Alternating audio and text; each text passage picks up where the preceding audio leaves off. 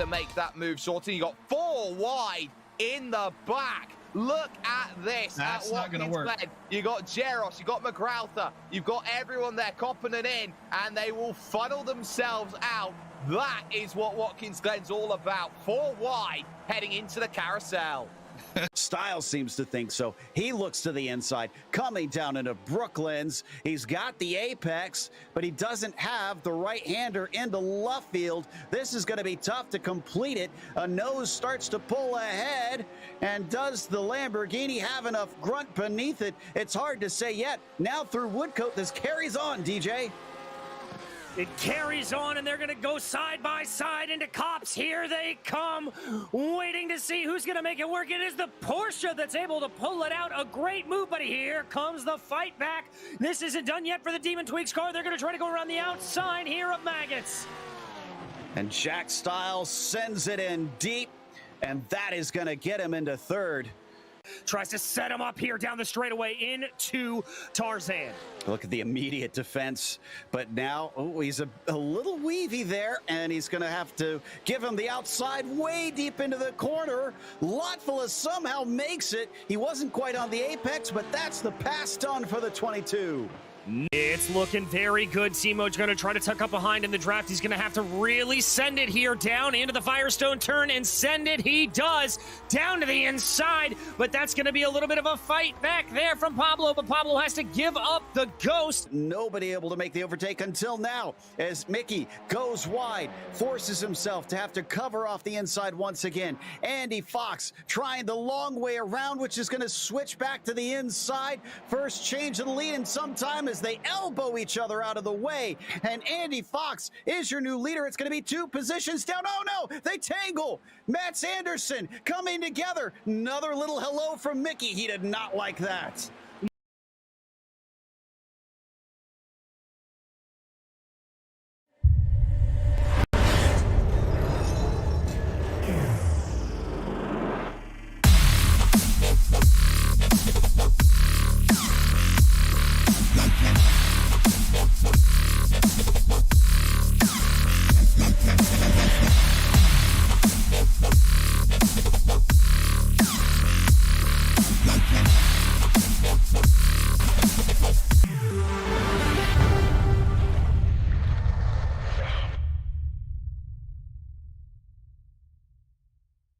Hey there, I'm Nicholas Dubois, co-founder of Advanced SimRacing. We are a Canadian company. So what we did here today is for a real petrol head. He's really passionate about cars, as you can see behind me. We did a turnkey solution for him based on his needs. We try to gather as much information as we can on our client. And like we did today, we install a D-Box system. We install ultra-wide cube control steering wheel. We try to provide the best quality for your budget. So let's say if you want a budget of 10 grand, we're gonna give you something that's the best for 10 grand. If you want 20 grand, then we always try to stay within your boundaries. We do try to make it as easy as possible. So the client, once we install everything, it's pretty much gonna be a turnkey. So he's gonna press start on his computer, and right after, we'll try to explain everything, how it goes, how it works, and then he's ready to go. Our aluminum is from USA, treated in Canada, cut in Canada. So we do sand all our aluminum piece just to make sure the powder coat sticks to it. And that's one of the reasons why we use powder coat, is to make sure you have the best aluminum finish in the industry. And our quality is beyond what you can get with any other competitors right now. We are really, really passionate about all the gear, all the cockpits, all the sim hardware, and that's why we want to create something that's really going to reflect our passion into our product. Come visit us at advancedsimracing.com. You can always reach us if you have any questions. You can call us, you can text us, you can go on Facebook, like our page, ask us questions over there, and we'll make sure to answer every questions there is. We are very passionate about what we do, and we try to make it as easier for you to go into the sim racing world, because there's a lot of gear, there's a lot of options, but let us guide you through your process, and let's hope you'll be an Advanced Sim Racing customer.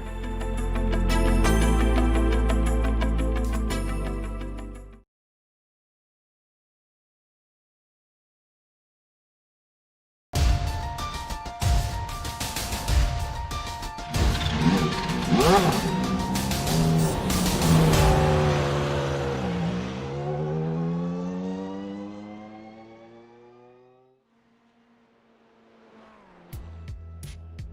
start of a brand new season is always an interesting time. Drivers will take what they've learned from last season and apply it here. We'll also have drivers making their debut. Some will soar, some will dive, especially at tracks as challenging as Interlagos and Silverstone. Either way, it's going to be a fun double-headed night of racing to open 2022 Season 2 in the Precision Racing League, Ferrari GT3 and Formula 3 series. And you'll see it all live here on the Global SimRacing channel. Hi, I'm Reese Gardner, and with me in the booth is DJ Clark. Behind the scenes is our director Zach Johnson, and he's using cameras provided by Dougie Beard. Interlagos starts off the night in the Ferraris, a track that is well respected, and for good reason. Let's check out the track guide to see why.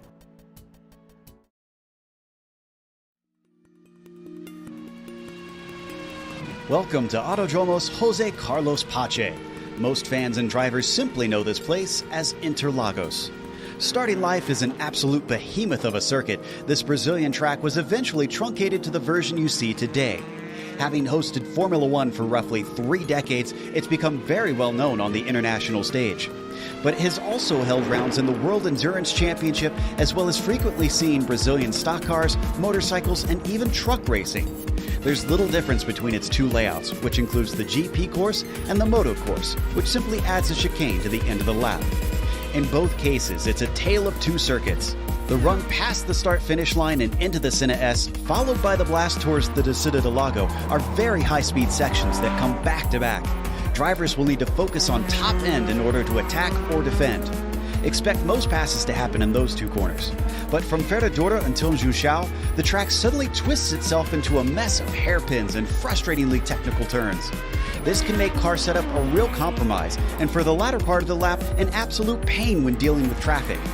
Pit exit is also a narrow affair, so it requires drivers to take care when trying to maximize their outlaps. On the upside, with this being a modern F1 track, there's paved runoff in abundance at many of the fast corners. The passion of the Brazilian fans always comes out in force at races, and it's no wonder with this picturesque track sandwiched right amongst the neighborhoods of Sao Paulo.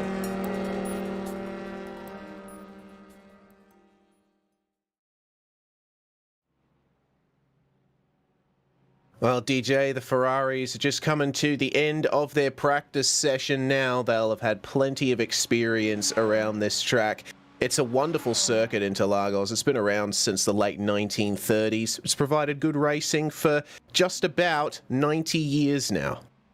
It certainly has, and these Ferraris are going to find that kind of good racing in abundance here. Plenty of great overtaking opportunities in these GT3 machines going down into the Senna S and into the Descida del Lago as the two primary places. It gets a little bit tricky in the GT3s trying to carry the weight transfer as you get up into the twisting infield section of Ferradura and into Esse and Perehenio. You're going to have to be a little bit careful there. It will be a little bit of follow the leader, but the most important corner on this track is going to be the junction. That last corner before you get onto the long curving front straight, it is going to be very, very crucial to get power down there, carry momentum in these GT3s, and set yourself up for a good move going down into the Senna S.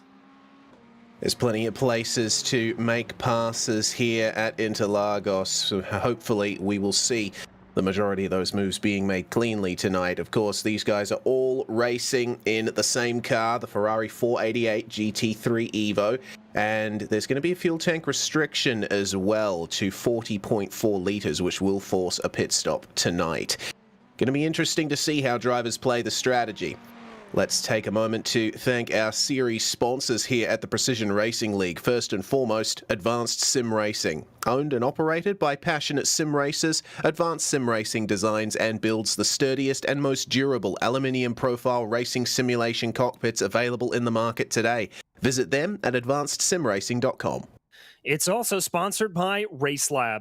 RaceLab helps you to improve your driving skills. With modern overlays, race statistics, and native VR integration, you can get the best out of iRacing. Start using it now for free at racelab.app. Today's broadcast is also proudly sponsored by ButtKicker. ButtKicker products add an incredible immersion and realism to any game. Feel every nuance and truly put yourself in the driver's seat. Check them out at thebuttkicker.com. And finally, the PRL Ferrari GT3 Series is brought to you by NinjaTrader. Ready to compete against the financial markets? Supporting over 60,000 users across the globe, NinjaTrader provides award-winning trading software and brokerage services. NinjaTrader is always free to use for advanced charting, backtesting, and trade simulation. Visit NinjaTrader.com to get started with a risk-free trading simulator and start tracking your performance. Well, the drivers are in qualifying at the moment, DJ, and the lie of the land in terms of the year-long championship will certainly be interesting. The drivers running 4 seasons, but all put together into a single championship at the end of the year. It's Tommy Brisson who leads the way, with Eric Luke not that far behind on 38 points. And Eric Luke actually topping the practice session. So it's starting to work out pretty good for Eric. Let's see if he can end up taking that year-long championship lead.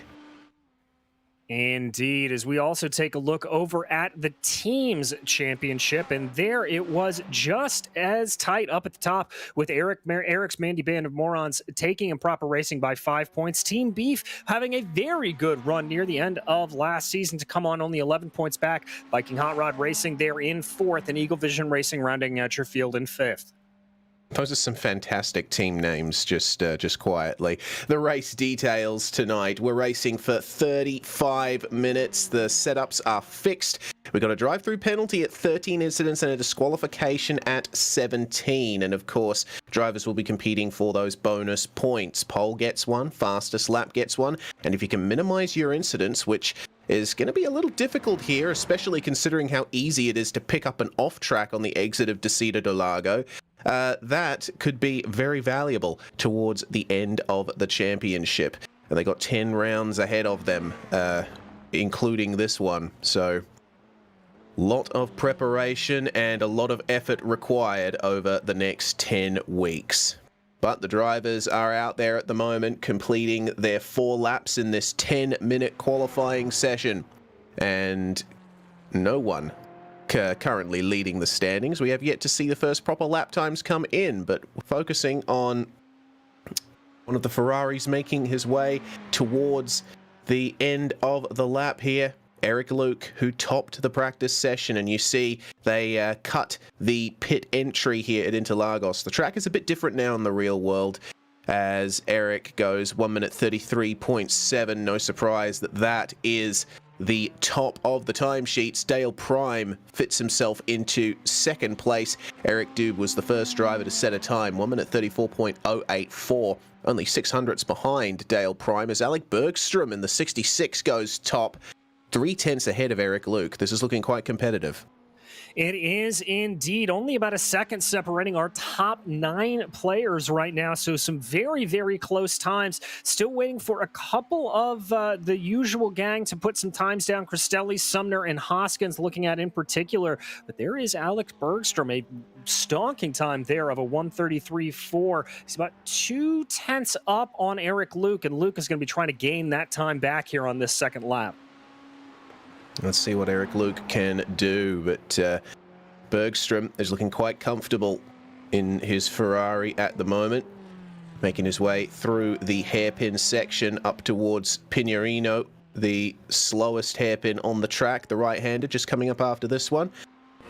Brilliant section of this track. It's been around since the circuit was opened in 1938, and the track has been through quite a few changes over the years, particularly here just coming up to Junção, the junction that you mentioned, DJ. It's a much sharper corner than it used to be. It actually used to go straight on and was a big left-hand sweeper, rejoining the current layout of the circuit right about here. And Interlagos was also much longer too. It was an absolute maze of tarmac back when it first opened. This current layout dates from the early 90s, and that's very wide in the final corner there for Bergstrom. I'm not too sure what's gone on there. It looks like Eric Luke has gone back into the pits, interestingly. one of the only drivers not out on track at the moment. That's interesting. Only half of the session to go. Maybe he's trying to refresh his tires and go out for another run shortly. Well, I wouldn't be surprised if he was, Reese. It is very, very toasty out on track right now. 116 degrees Fahrenheit. Very, very toasty. Yeah, 47 degrees Celsius there. And a lot of wind out on the circuit as well. About 15 miles an hour, 24 kilometers per hour. So I've got to think that coming back into the pits there, it's probably a good strategy for Luke. Refresh those tires to get another bite at the apple here on this last run. Yeah, the tyres will be crying out for mercy on a 4-lap run. That's probably the reason why we saw Alec Bergstrom back off like he did. He ran a time 5/10 slower than his quickest lap so far. Yeah, probably just trying to look after the tyres and make sure that they still have something in them, cool them back down. What can Charles Sumner do, meanwhile? He hasn't set a time yet. He and Oliver Hartley, as well as Jack Clark and Sean Keeley, are the drivers that haven't set times so far in this session. Only got a few minutes left, so rapidly running out of time for Sumner. He's been keeping up with road racing, and he's gotten better at it race by race. We would have seen last night in the Precision Racing League NASCAR Truck Series, he had quite the interesting run when the trucks made their way over to the Circuit of the Americas, and he was involved in some excellent battles there.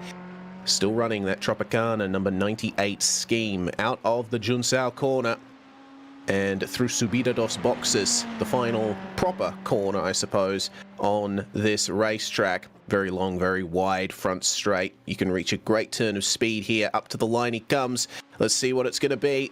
A low 1 minute 34. That puts him just inside the top 10. Good stuff there from Charles Sumner. Indeed, that's a very good time for him. And Nick McLaughlin able to bump his way up into P3, only 74 thousandths of a second off of Eric Luke. Luke, who is back out on track, trying to pick up some more time here. This will be his final flyer, most likely. There he is in the 709. All right, let's see what Eric Luke can do. Can he get pole position back from Alex Bergstrom?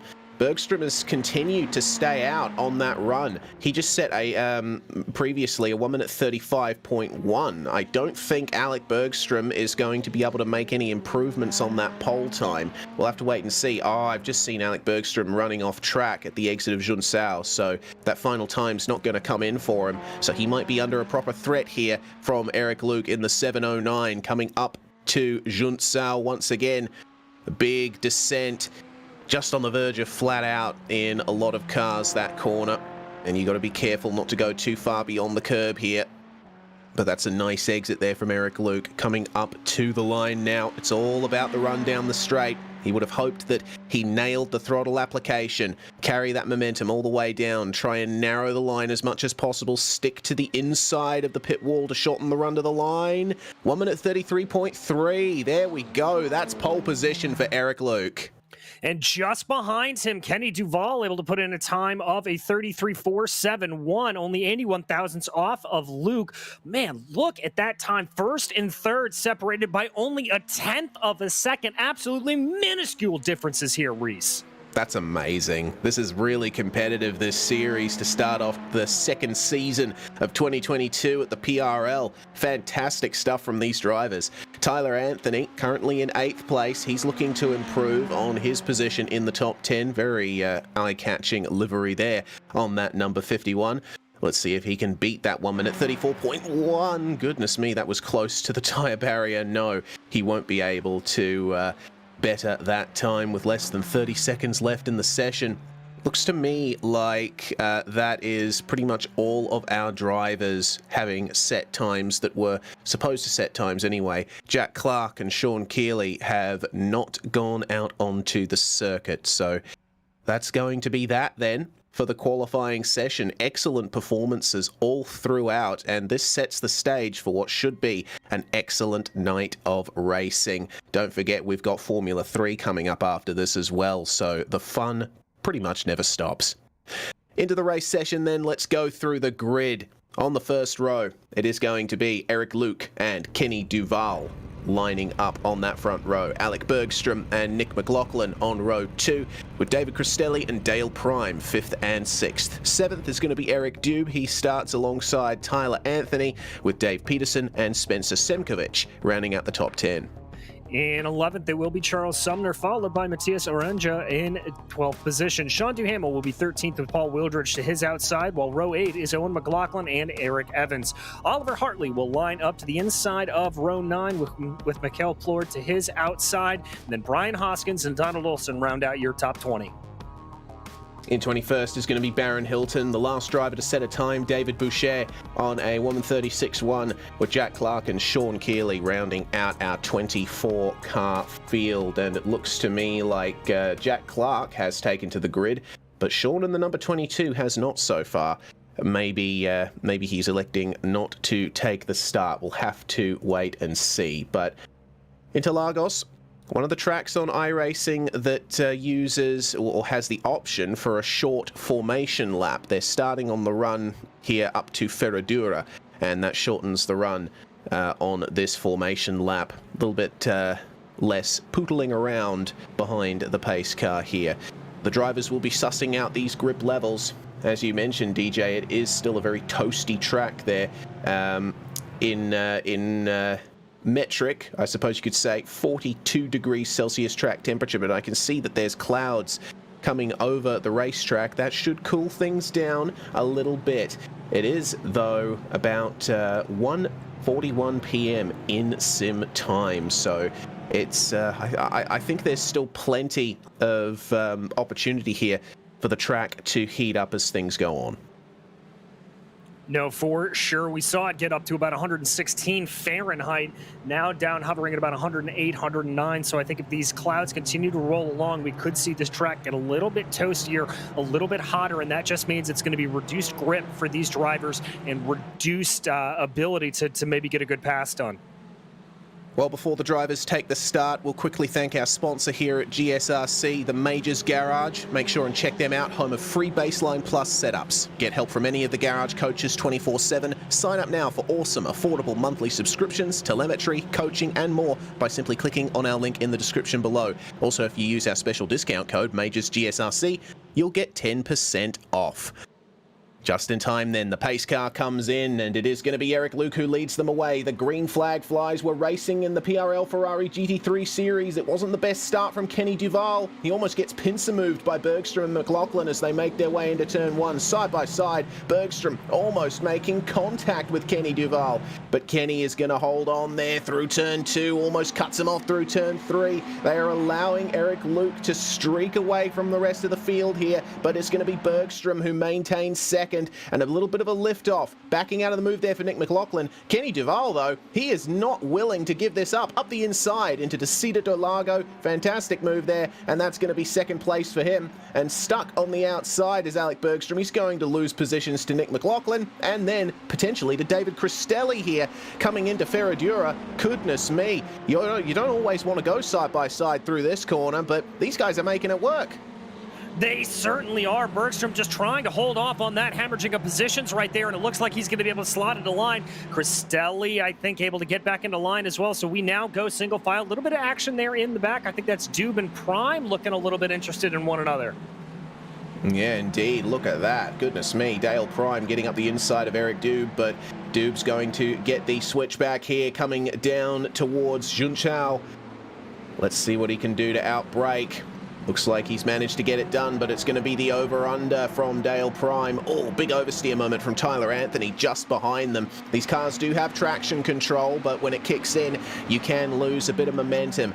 So the race has settled into a couple of groups already. We've basically got the top 4, or the top 5 rather, together, and then all of these guys for 6th place back.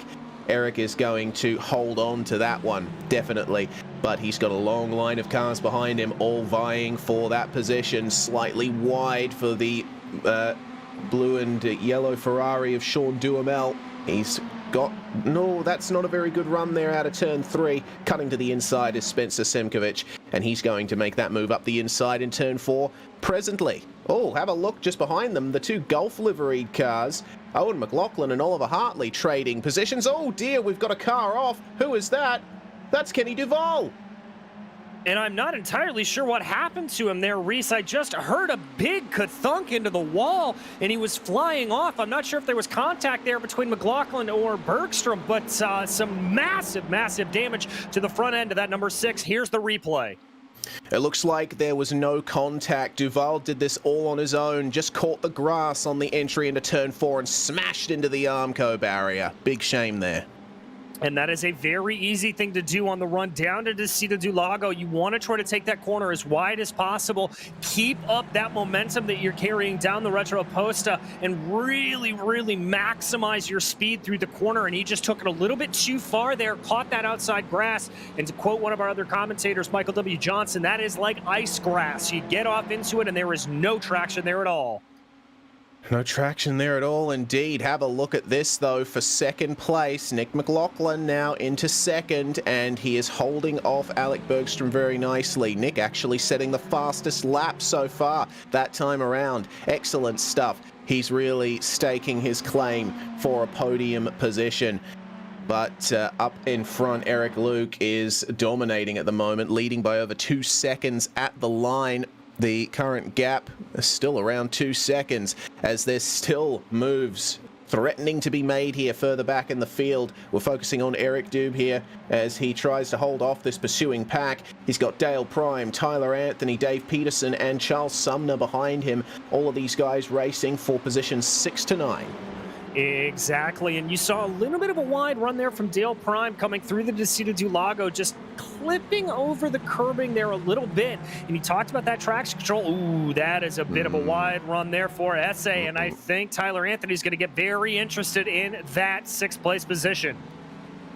Let's see if he's brave enough to throw up a move at Jun Sao if Dale Prime makes another mistake. Actually looks like the number 82 has managed to apply the throttle nicely enough that he can stay ahead.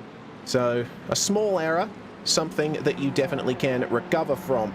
And the drivers are being really aggressive over that inside curb at Jun Sao. It's one of those places around this circuit, in fact many places around here, where you can straddle your car right over the curb and not get an off-track 1X move. Potentially coming up here for second though, Alec Bergstrom. He has a slipstream on Nick McLaughlin. Wasn't able to get enough momentum though to swing it up the inside of turn 1, which you can brake incredibly late for. I always marvel at how deep you can go into that corner. Indeed, it really, really is impressive, especially considering it starts to kink downhill just slightly as you get into the braking. Oh, crash in turn 1 and 2. Sorry to interrupt, DJ. Oliver Hartley sprawled across the racetrack there. There's been a big incident back in the field. Indeed, there has. It looks like Plord also involved with that as well. There is Hartley trying to make his way along, but some massive damage to the left end of that 17 Ferrari. Yeah, well, when we eventually go to the replay, you'll find that Oliver Hartley unfortunately made that mistake all on his own.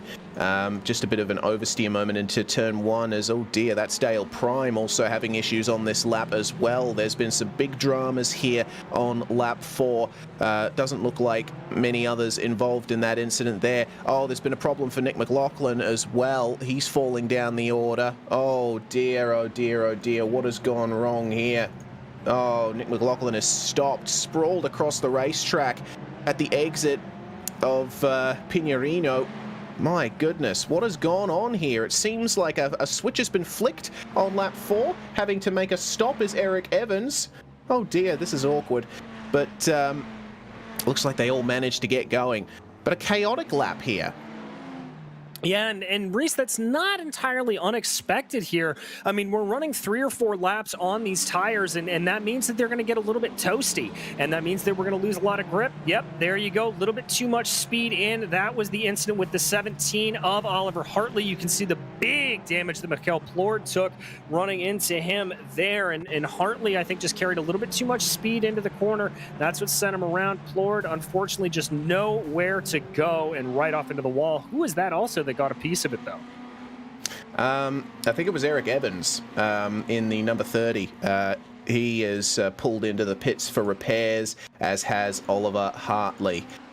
So Some difficult times here. Michelle Plord in the pits as well to take damage, and that is the replay there for the car of, that is the number 82. That's Prime making a little mistake coming into Ferradura. And this is what ended up happening for, oh goodness me, yeah, it just seems like this these track temperatures that are happening here, once the drivers get into that rhythm 3 or 4 laps in, those tires just seem to not be able to take it. That was from P2, and that's a very uncharacteristic mistake here for one of those drivers, getting collected, drivers having to stop for him. Goodness me. Exactly, and you saw that little bit of a backup there from Eric Evans, and yeah, it's really these tire temperatures just coming to bear. Drivers having a really hard time when it is as hot as it is. It completely affects everything. Your braking zone, your turn in angle, your turn out angle as you're coming out of the corner, your throttle application. You have got to be constantly thinking about tire wear, and making sure not to goose it, not to give too much. Well, all of that chaos has promoted David Cristelli into P2 there in the number 29. He's holding off Alec Bergstrom at the moment. Up 3 positions now from where he started. There's been quite a few big gainers here. In fact, the drivers with the most positions gained, 6 each, Brian Hoskins and Donald Olson in 13th and 14th. There's a side-by-side here, and oh dear, we've got another car off. Oh dear. This is good racing here, though, between, it seems, Tyler Anthony and Dave Peterson. Anthony making the move there around the outside. And will defend the inside into Pinerino. Good stuff there, but the drivers will be very wary of their rear ends.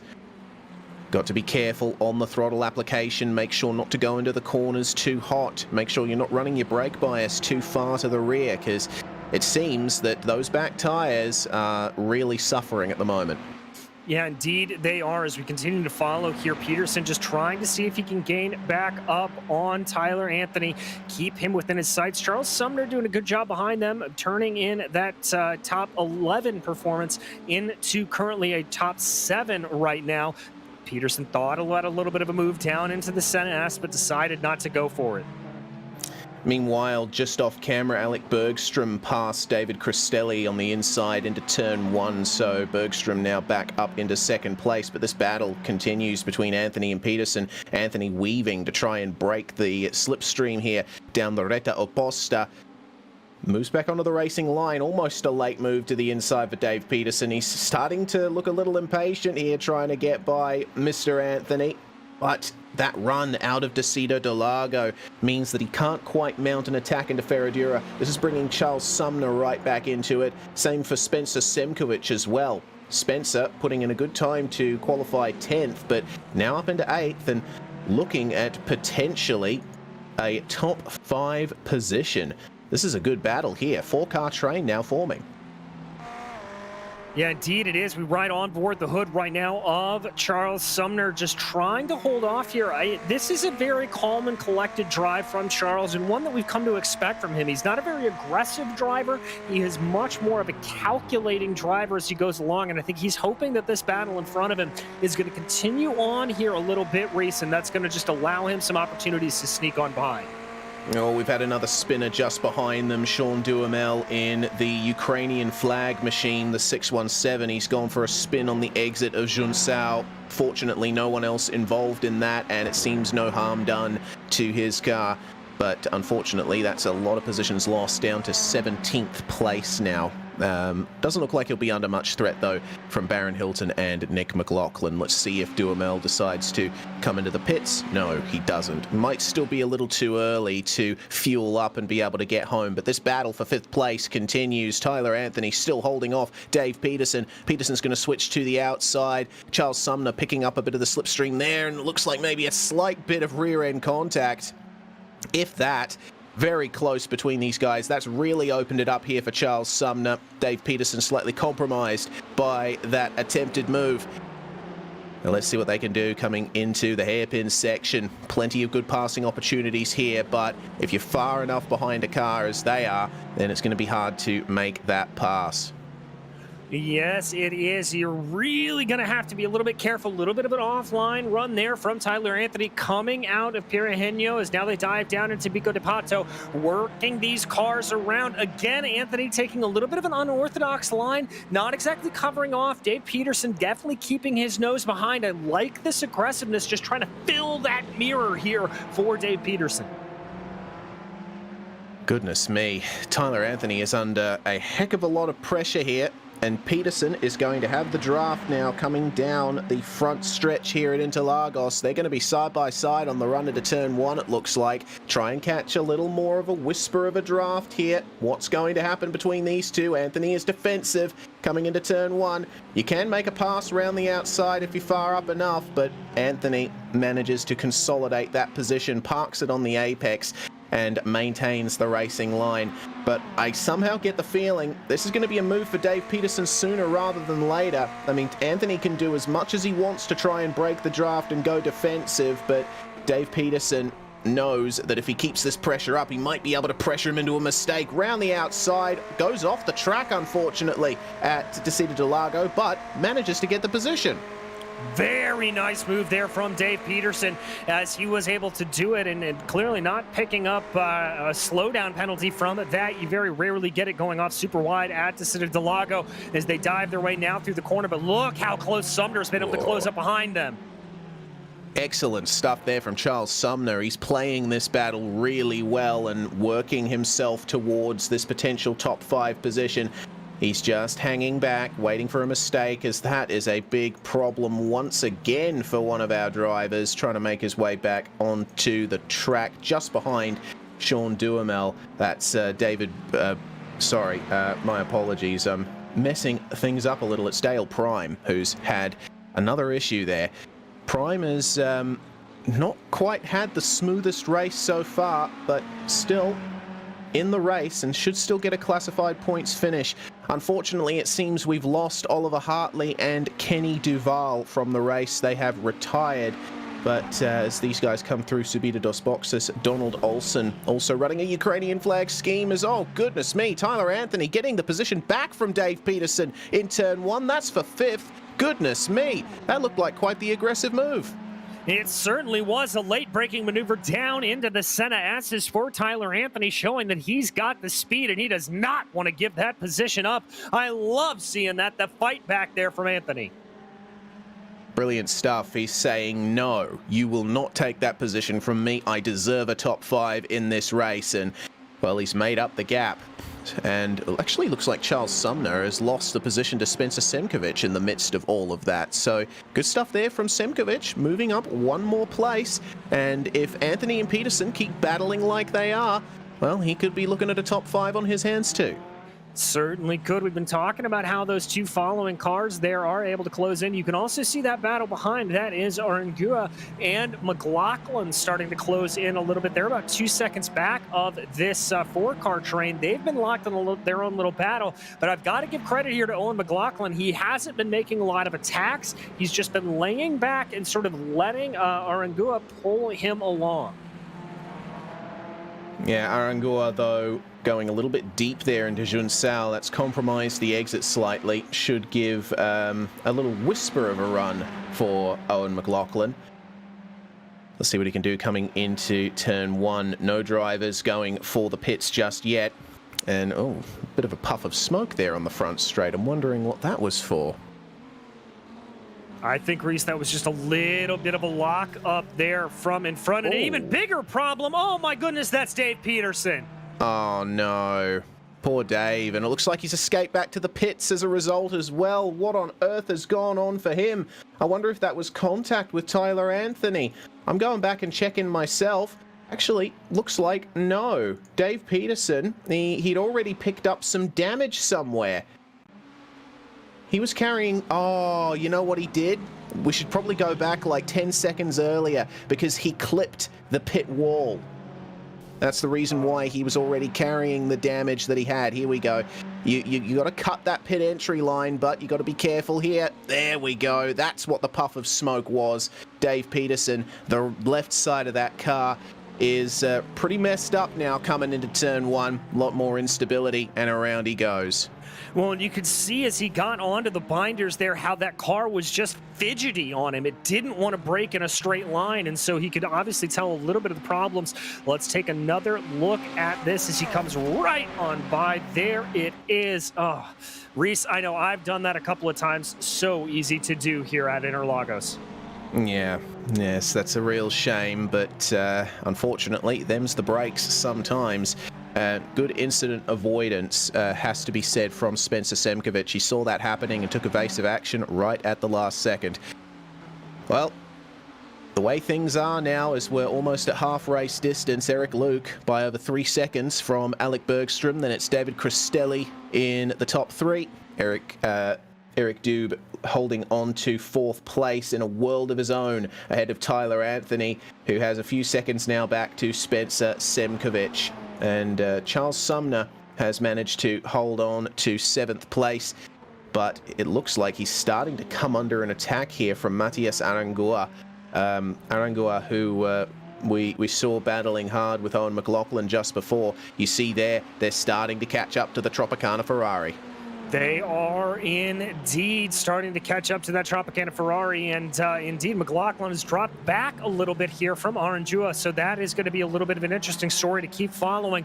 I think here that Charles may have just overcooked his tires slightly, and he's trying to back off a little bit to try to keep them cool. We're hearing that Alec Bergstrom might be catching Eric Luke here, and yeah, took 0.5 of a second out of him on the last lap. Bergstrom, though, is carrying some damage to his front right. You'll see it here as he comes on to the start-finish stretch. Yeah, that looks like some pretty big damage. So it seems probably only visual, maybe slight aerodynamic damage as well. But the fact that he's still able to hold on and produce these fantastic times, look at that. He's taking time out of Eric Luke for the last 4 laps running. Yeah, really good stuff. 4/10, 5/10, 4/10, and then about 2/10 there on that last lap. So Bergstrom definitely coming on strong here. Now, this is where it's going to get interesting, Reese, because we are starting to enter into the pit stop window. Do any of these drivers opt to undercut to try to see if they can do it? Well, we've got one firing off right now that looks like Brian Hoskins. Indeed, Hoskins in there, falling down to 15th at the moment, now down to 16th as he's joined in the pits by Baron Hilton. These guys going for the early pit stop.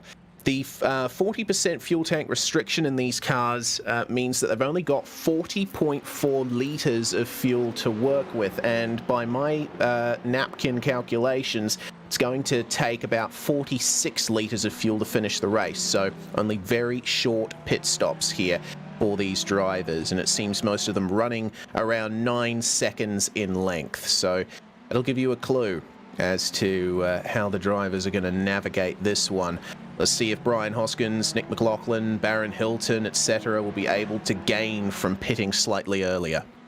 Well, we'll see indeed. And the one drawback that these drivers are going to have is that I doubt anybody is going to opt to go for tires on this pit stop cycle. It's going to be fuel only, as tires are just going to take too long. It's going to waste too much time in the pits, and so they're not going to be able to come out on a fresh set of boots and really push hard. You've got to make these tires last at the end of the race. Yeah, got to be careful, especially with these blistering track temperatures that we're seeing at the moment. Well, we check out then more drivers coming into the pits. Looks like Matias Arangoa has brought his BWT liveried machine into the lane. Let's see if this is a good pit stop for him. Donald Olsen just behind coming in too. Oh no, Matias Arangoa. He overshot his pit bay, and that's one of the worst mistakes you can possibly make. It costs you at least 3 seconds there if you just overshoot by half a car length. Yeah, it does indeed, although Matthias is going to be taking tires here, so you can see him up on the jacks, and you can see that time he loses is Donald Olsen that is able to get up and on by him. In the pits now for nearly 30 seconds now, Matias Arangoa. And, wow, yeah, that is a lot of time lost. Maybe Matthias is thinking, oh dear, I probably shouldn't have gone for that. And he's still stopped there after the tyres have been completed. I think there's been probably a few further problems there for Matthias. Either way, he comes out of the pits, and unfortunately, that's going to be all the way down in 17th place. So with less than 13 minutes left in the race, that's not going to be enough time to gain those positions back. He'll probably be regretting a few decisions made in that pit stop cycle as Mr. Cristelli brings it in. And in 4th place at the moment. Let's see what he can do to try and hold on to a position in the top 3. Indeed, and this will be the highest driver to have pitted. He's going to come to rest here behind him. It looks like Charles Sumner also coming in. I'm seeing Dale Prime coming in as well, so a lot of drivers firing off. Oh, and there's Cristelli taking tires. Interesting. Oh, all right. Very interesting decisions here. Looks like maybe a few drivers, thanks to the hot track, are deciding, you know what, it's probably worth the time loss to actually have tyres that are okay for the final stint of the race. David Cristelli, Dale Prime, David Boucher in the pits. And it looks like there goes Mr. Cristelli. And the thing with pit exit here at Interlagos, you can see it here. It runs on the inside of the first 3 turns. You almost got to treat it like a part of the racetrack. You have to race the pit exit like you would the track itself. And that can gain you bulk time if you get it right.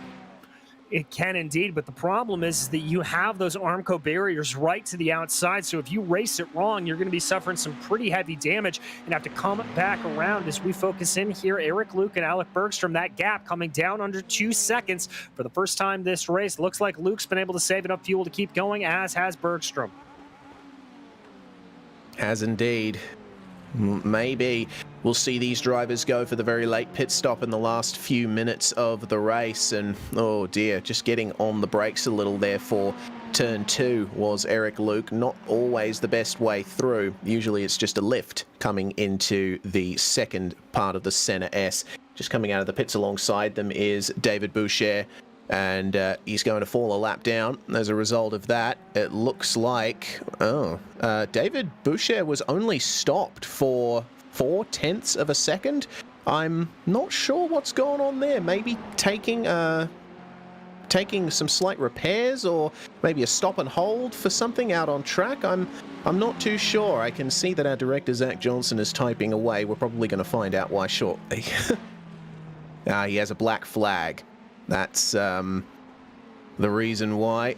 Maybe a drive-through, maybe a black flag picked up for the incident limit, potentially. Not too sure. As we see Dale Prime lifting off to let our top 2 go, or our leader, rather. He's going to have to wait for the front stretch to let Eric Bergstrom go. Let's see if Eric Luke decides to make his way into the pits on this lap. Under 10 minutes to go now. Yeah, under 10 minutes to go. I anticipate pit stops, probably this being the end of the window here. Yep. And indeed, yep, there goes Eric Luke. Bergstrom going to follow him in. I anticipate Dube, Anthony, and McLaughlin all coming down as well. Yeah, looks like it. Eric Dube. Yep, there we go. Coming into the lane, and we see David Boucher also make his way in as well to reserve a pit lane penalty. He might not have served it correctly. That's a very quick pit stop there. No tyres for Eric Luke. Makes his way out. Alec Bergstrom, also no tyres. He's going to come out just behind him. The battle was about probably 1 and a bit seconds coming into the lane, but Bergstrom has lost quite a bit of time there to Eric Luke. He had a 1 second longer pit stop time versus Eric Luke, and the lane time, wow, that's almost 3 seconds slower. So not sure what's happened there to Alec Bergstrom. Maybe put the pit limiter on a little too early, maybe a little too conservative on the way into the lane. Yeah, maybe indeed, but that gap has now expanded upwards of 4 seconds here. So Bergstrom, a big loser in the course of the pit stops. You hate to see that for what was really shaping up to be a cracking battle for our lead of this race. That's a shame. Well, we'll see if Alec Bergstrom can pull a rabbit out of a proverbial hat here and make his way up to the back of Eric Luke once again. But with that 4-second gap now, seems that Eric Luke has one hand on the trophy for round 1 of 2022 Season 2. Looks like the field has separated out now thanks to that pit stop cycle. That's the gap for the lead. Eric Luke now making his way towards the start-finish line to begin the 18th lap with 7 3/4 minutes to go in terms of race time. Indeed, and those pit stops have really separated out a lot of our battles here that we have seen. But I want to give some good credit here to Spencer Semkowicz and Charles Sumner, two of our big movers here. They are up 6 positions apiece, and the driver who you're going to see coming into the back of your shot right there, that's Owen Mclaughlin. He's up a whopping 9 spots to be running in P6 right now.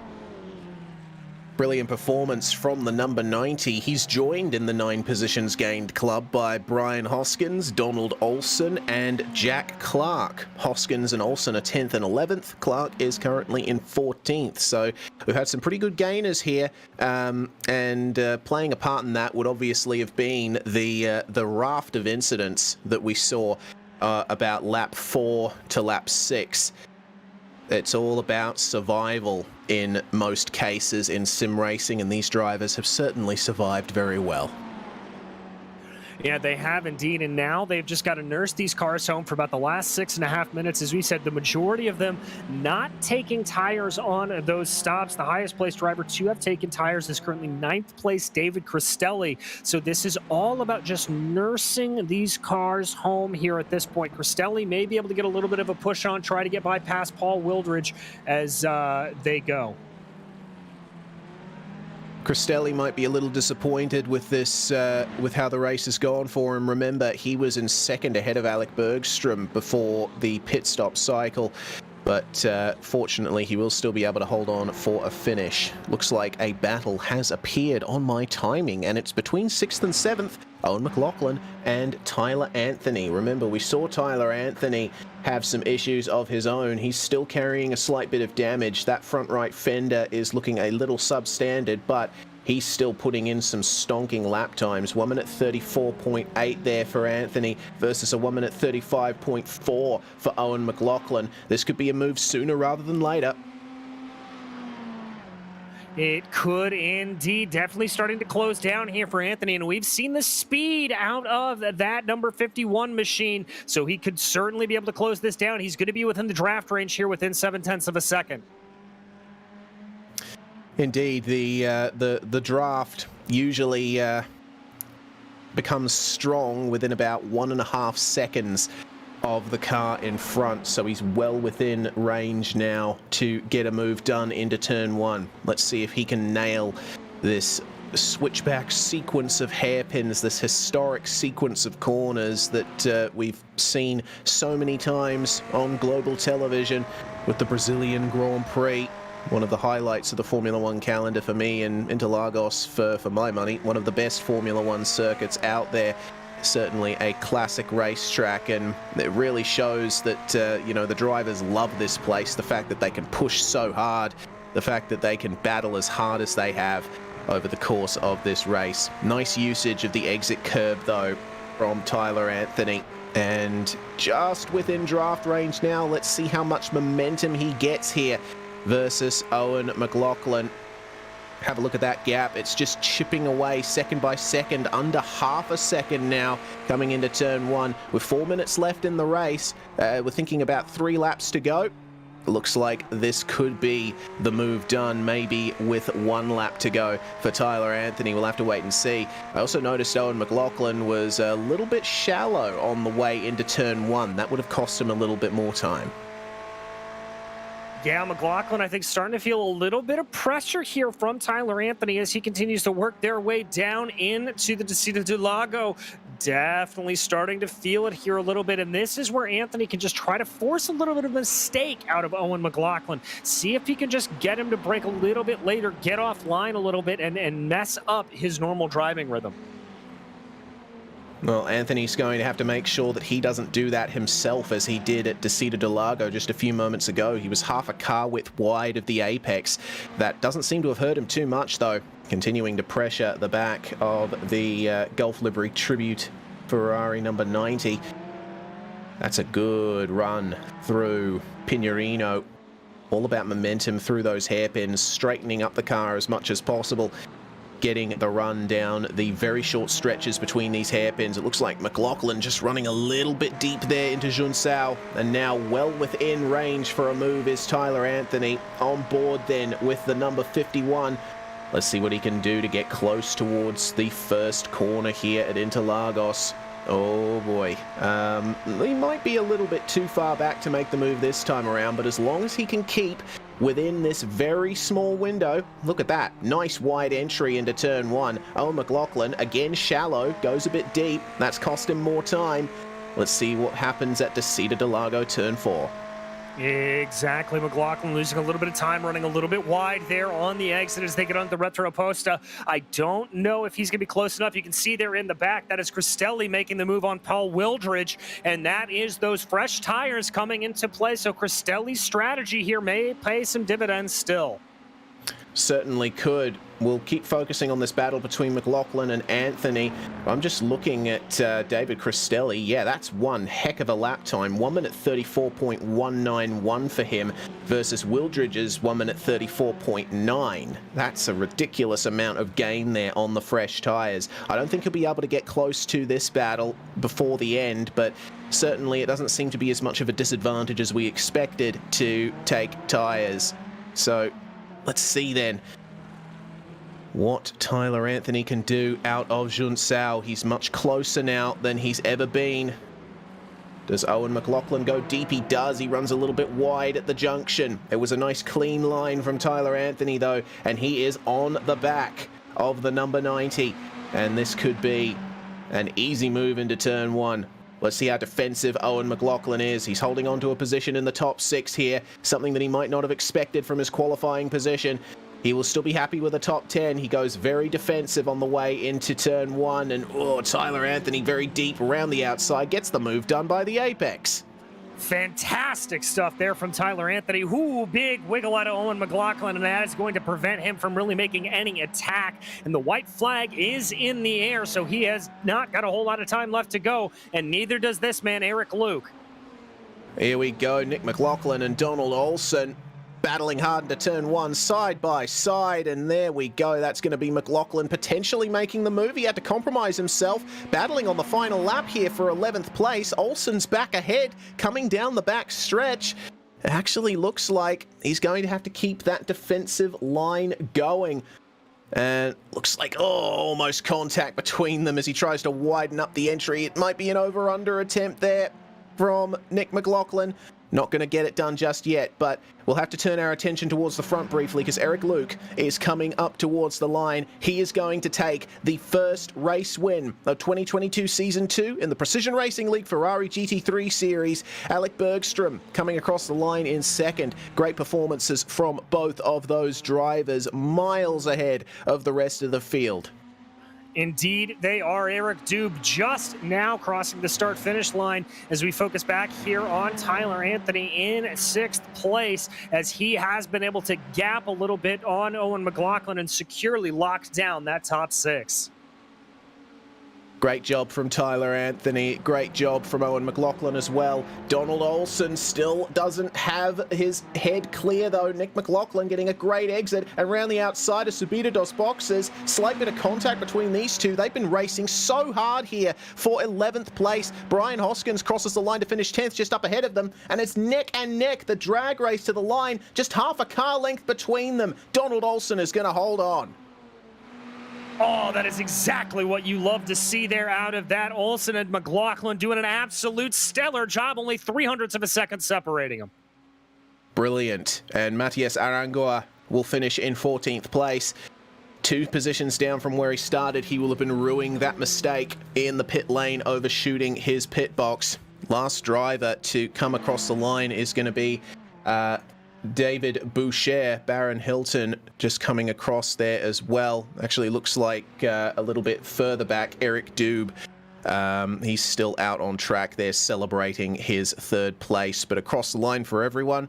And we will, because we have 2 races on tonight, we won't be going to a break before we go through the results. We'll be going straight to the results now. Eric Luke is going to take victory by 3.5 seconds over Alec Bergstrom. Eric Doob completes the podium. Spencer Semkovic finishing in 4th place. Excellent positions gained there for him and Charles Sumner in the top 5.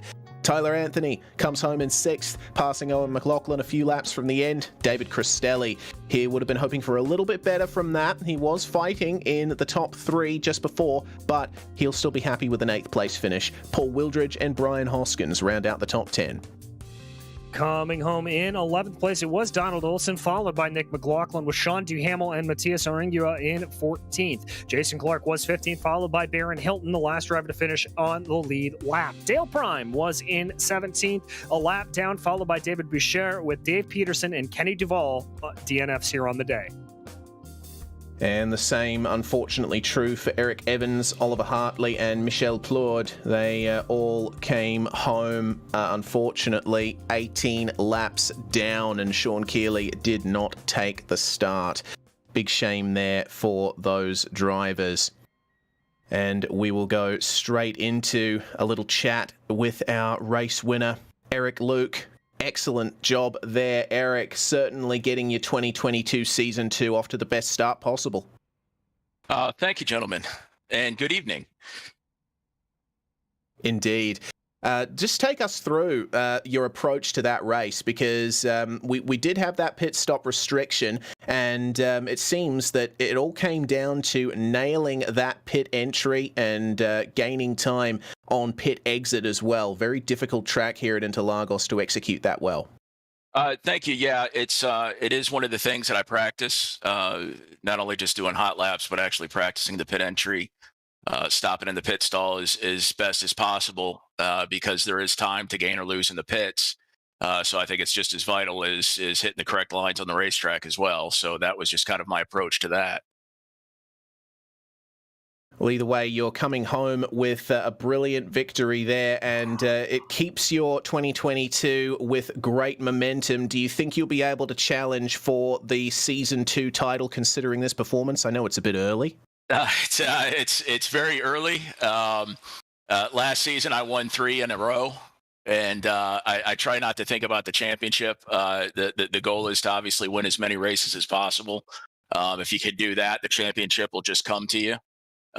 So the key throughout the season is not just trying to win those races, but when you're having an off night, is minimizing the bad races, and I think doing that can lead to the championship, and that's of course what I'm hopeful for. Yeah, absolutely would be. Well, before we let you go, Eric, we will give you our congratulations once again. Is there anyone you'd like to thank? Shout out sponsors who got it done for you tonight. I appreciate you guys at GSRC as always. Big shout out to Cloud Valve Company, and congratulations to Alec and Eric for rounding out the podium. Eric Luke there with a great performance to take the first win of 2022 Season 2 here in the Precision Racing League Ferrari GT3 Series. Looks like we do have one other driver in the booth here ready for a chat. An excellent run through the field for Charles Sumner. Top 5 for him, stood by with DJ Clark. Indeed, Charles. Good to see you up here in the top 5. That looked like it was just kind of a matter of staying alive there for a lot of that race with as hot as the track temperatures were. Yeah, it definitely felt that way. We knew we were going to be grouped up early, and with it baking out there, it's kind of just making sure I stayed on my toes. I know we were in a very close pack those first few laps, but it was just waiting to see that smoke and pick the right lane. I know I think it was like turn 13. There was a really hairy moment. I just did dodge one to the right, but other than that, yeah, pretty good race tonight. So hats off to all the Ferrari guys.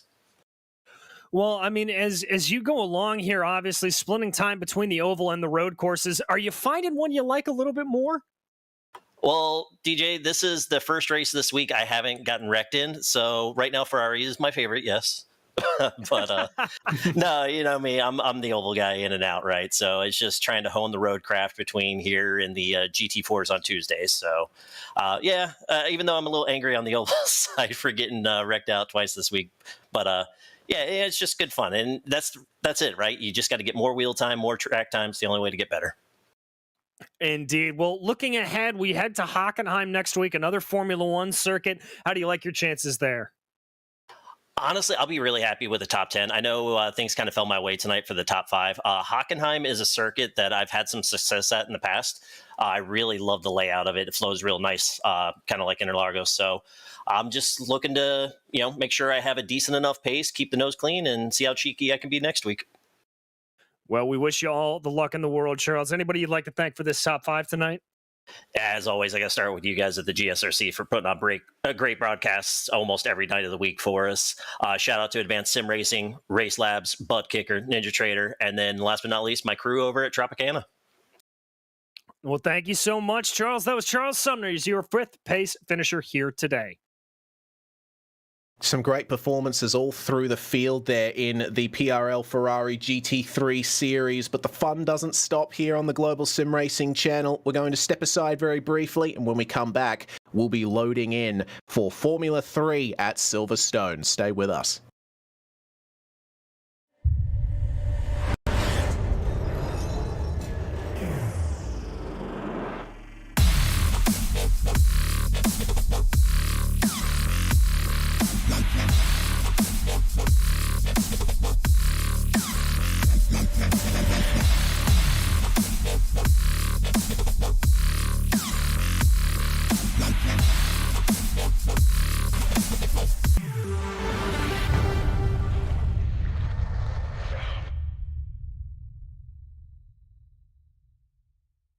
Hey there, I'm Nicholas Dubois, co-founder of Advanced Sim Racing. We are a Canadian company. So what we did here today is for a real petrol head. He's really passionate about cars, as you can see behind me. We did a turnkey solution for him based on his needs. We try to gather as much information as we can on our client. And like we did today, we install a D-Box system. We install ultra-wide cube control steering wheel. We try to provide the best quality for your budget. So let's say if you want a budget of 10 grand, we're gonna give you something that's the best for 10 grand. If you want 20 grand, then we always try to stay within your boundaries. We do try to make it as easy as possible. So the client, once we install everything, it's pretty much gonna be a turnkey. So he's gonna press start on his computer, and right after, we'll try to explain everything, how it goes, how it works, and then he's ready to go. Our aluminum is from USA, treated in Canada, cut in Canada. So we do sand all our aluminum piece just to make sure the powder coat sticks to it. And that's one of the reasons why we use powder coat, is to make sure you have the best aluminum finish in the industry. And our quality is beyond what you can get with any other competitors right now. We are really, really passionate about all the gear, all the cockpits, all the sim hardware, and that's why we want to create something that's really going to reflect our passion into our product. Come visit us at advancedsimracing.com. You can always reach us if you have any questions. You can call us, you can text us, you can go on Facebook, like our page, ask us questions over there, and we'll make sure to answer every questions there is. We are very passionate about what we do, and we try to make it as easier for you to go into the sim racing world, because there's a lot of gear, there's a lot of options, but let us guide you through your process, and let's hope you'll be an Advanced Sim Racing customer.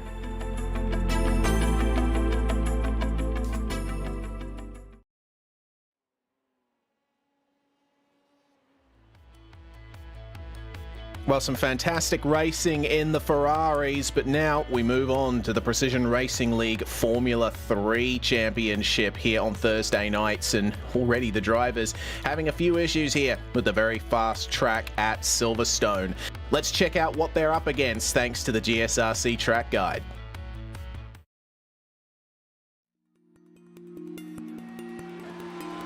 Welcome to Silverstone. Most famously known for being the first circuit to host a round of Formula One, this place has since become synonymous with British motorsports. Hosting everything from sports cars to touring cars to open wheels and even motorcycles, it's a track that fits a wide variety of vehicles. With 3 different layouts to choose from, you've got a little something for any level of racing. The longest of those layouts boasts 18 turns along 3.19 miles. That comes out to 5.13 kilometers in metrics, so it can take a bit to get around it, even in higher powered machinery. Its main characteristics are the high-speed straights and corners and general lack of elevation change. Its most famous set of turns is most definitely the Maggots-Beckett sequence, in which anything with high downforce finds itself challenged with the rapid changes of direction. However, don't discount the first couple corners in this latest iteration of the track. Abbey and Farm often require a greatly balanced car and some serious bravery if you're side by side. Corners such as Village, Brooklyn, Stowe, and Vale see the majority of overtaking action, but in cars with less horsepower, expect the draft to offer other opportunities. The Hangar Straight is perhaps the most notorious for draft battles to erupt. All in all, this versatile racetrack located just northwest of London provides both history in its roots and action on the tarmac. The huge number of British fans that typically attend events are seldom left wanting.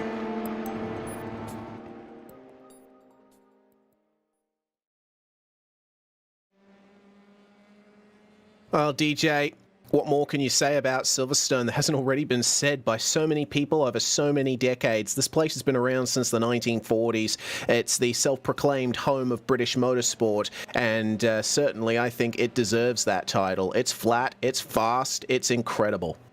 It really and truly is, and it's going to present plenty of good overtaking opportunities here as well for these Formula 3 machines, specifically going down into Brooklands and going down off the Hangar Straight into Stowe Corner, as well as some good stuff going into Vale and Club. But there are plenty of places that these high downforce machines are going to find themselves in a little bit of trouble. You've got to be very, very careful coming through Lovefield, as that is a corner that is a lot of mechanical grip necessary, not a lot of aerodynamic grip, and you've got to absolutely nail the run through Maggots and Beckett's, as through there is a very, very difficult sequence to be able to get right. Even in these high downforce machines, you got to feather the throttle just right.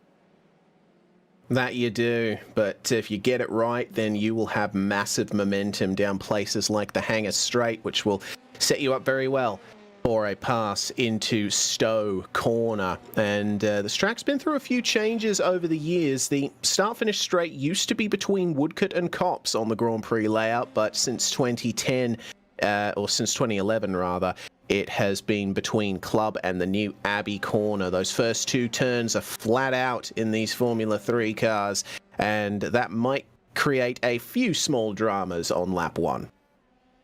Yeah, indeed, it very well could. It's, as you said earlier, Reese, it's fast, it's flowing. It is going to throw a lot of challenge at these drivers, and especially on cold tires with a standing start. Abbey and Farm, going to be very tricky. Well, before we get into the meat of the racing action, the drivers are in qualifying at the moment. Let's check out the drivers' points from last season. Once again, all 4 seasons throughout the year add up to a year-long championship, and it's Andrew Hardman who is in the lead at the moment for Britannia iSports, and that's a name familiar to us. DJ, actually, the first regular commentary gig I had here on GSRC was with you for the Flying Huskies, and Andrew Hardman was one of the racers in that series. 65 points ahead of Robert Ridgway. He carries a good advantage here going into Season 2. Yeah, he really does, and he was able to just put the power down there. Obviously, another driver who just had some ill luck last year, Michael Broomhead, in a very, very tough spot to end up in 5th. But as we take a look over at the team's championship, to the surprise of nobody, based off of that, Britannia iSports able to take that title there in Season 1. Atomic Racing Proton trying to hold on to the best they can, but falling 83 points back. SDS Racing Team a fair ways back there in 3rd with TML Motorsports, and Viking Hot Rod Racing only 4 points separating them for 4th. That is an excellent little gap there. There could be potential big changes in terms of that position. Race details then for Formula 3. We're going to be racing for 20 laps here tonight. The race should take around 40 minutes, and it's open setups. Same settings as the Ferraris otherwise. Drive-through penalty at 13, disqualification at 17 incidents, and the bonus point for pole, fastest lap, and minimum amount of incidents. And there's only 6 minutes left in the qualifying session, which means there's not much time left for the drivers to really get their times in. Currently, it's Sebastian Coffre on a 1 minute 50.771 who leads the standings in qualifying on provisional pole. And he's just coming through Woodcote now, but we focus on the likes of the number 55 of Max Shabley. He's currently down in 11th position and taking cops very nicely, has to be said, but DJ is going to demonstrate for us now the Maggots-Beckett's Chapel Complex, a very challenging set of corners. You got to really go deep here into Beckett's and then through this right-hander out onto Chapel, onto the Hangar Straight, just like that. That corner sequence is done. Very, very good display there for the Georgian driver. Absolutely what you want to see there. And Max, you know, is a driver that's got a lot of speed underneath that number 55, but just made some errant mistakes last year that put him down in the field. So I think he'll be hoping to capitalize a little bit more this year on just some consistent running.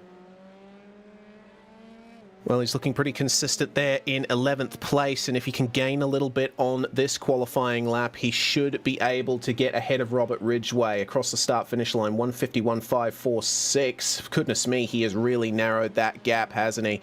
There's only 4 thousandths of a second separating Max Shabley from a position in the top 10. Yeah, indeed. He is absolutely hustling it, and very, very close across the field here. The top 15 only separated by 1 second. So very, very close running from first all the way down to 15th. And really all the way through the field, it is incredibly close. Alex Fournier, meanwhile, in second place. We briefly focused on coming down the Hangar Straight. This is Josh Conker we're taking a look at the moment on the exit of Stowe. Conker is in 6th place right now, and if he can gain a 10th, then he'll be able to get into a top 5 position. Tries to widen out the exit of Club as much as possible, or the Vale chicane rather. And across the line he comes, and it looks like that's going to be the start of another lap there for Conker, just vaulting his way forward. Let's see what he can do. Meanwhile, Alex Fournier not quite able to improve on his second place time. He's going to go for another lap here, I would imagine, try and take that provisional pole position from Sebastian Coffrey. Indeed, he wants to try to get that, and that is going to be massively preferred here, starting on the inside into Abbey. That is going to be a huge advantage if you can get it, and I like what's going on there. Try to pick up a little bit of the draft going down the Wellington Straight. That could be crucial. Wellington Straight's one of the places where you can really take advantage of the slipstream around here and try and maximize the run through Brooklands and into Luffield. The line through this corner has changed quite a bit over the years. On the old layout of the track, it was just stick to the inside the whole way through, maybe late apex, but now on this current layout, you can go quite deep into it and maintain a good amount of speed. There's a much wider curb and runoff on the exit of it as well. Fournier through Copse.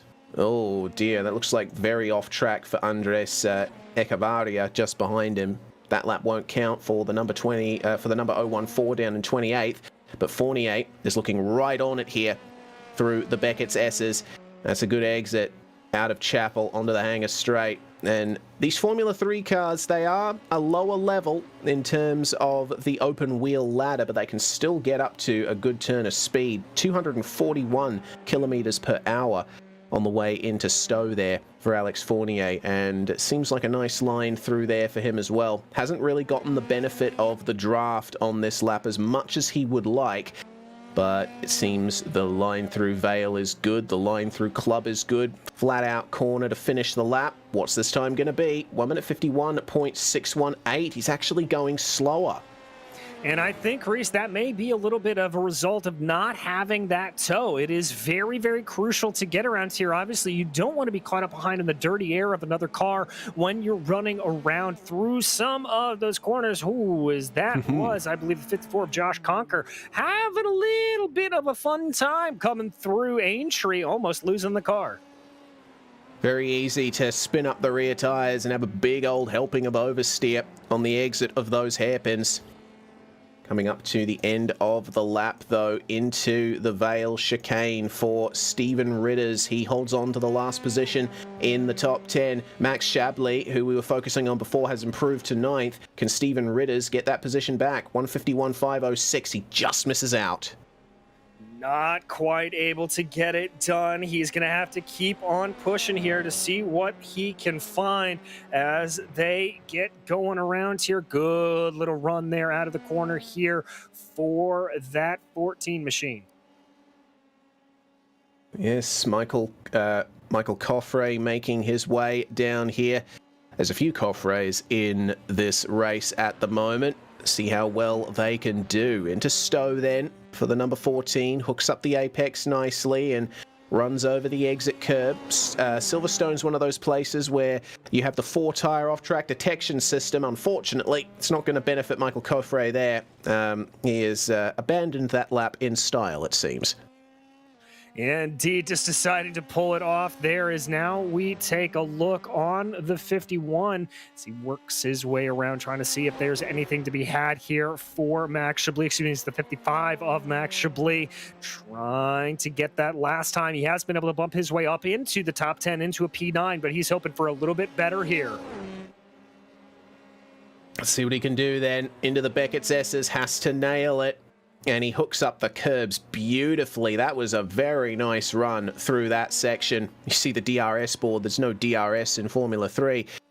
Interesting to see that he's sticking all the way over to the driver's left side of Hangar Straight, trying to shorten the run by a meter or two to Stowe Corner. Is this going to be an improvement as the checkered flag flies in the session? If drivers are on a lap at the moment, they'll be able to finish it. Max hooks it up nicely through Vale. Maybe a little bit wide, though. Just avoids the sausage curb there coming through Club. Let's see what he can do across the line. 151, 154. Excellent job there from Max Chablis, up to 6th. A very, very good time for him. Just waiting for the last couple of drivers to come to the line. I think Nicholas Cariandis is one of the last ones, as well as, Nicholas here is the last one, I think, that will have a lap time count. Well, let's see what he can do then, coming up to the end of this lap here.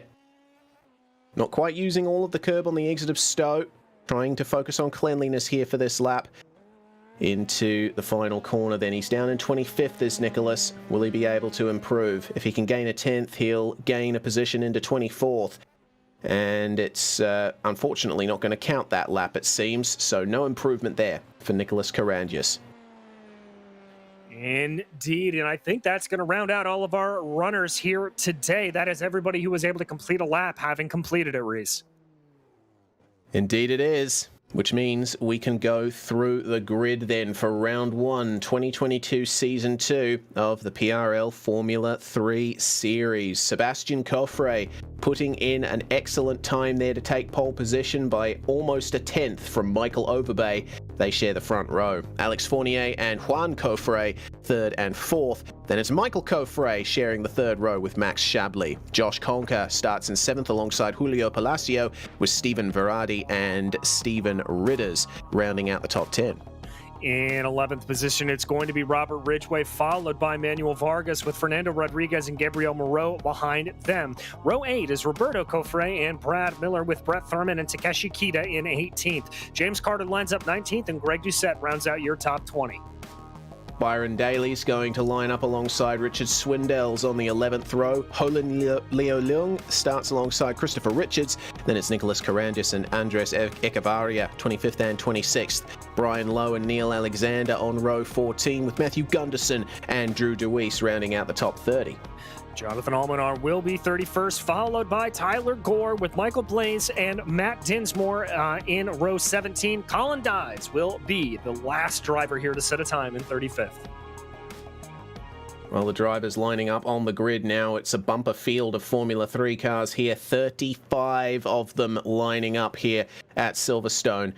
This is going to be interesting. Remember, we talked about the flat-out first couple turns here at Abbey and Farm. If you get your line wrong, if you try to make it 3 or 4 wide, then there's potential for a crash. Fortunately, there's plenty of tarmac runoff around here at Silverstone, which means the wall will be a little bit further away. Let's see, though, if they'll be able to survive that first lap. These Formula 3 cars being open-wheel, they're very fragile. Those are the track temps at the moment. It's a decidedly cooler track than we saw in the Ferrari session, and it looks to me like still a little bit of wind there coming from the west. But the revs rise. The timer is down.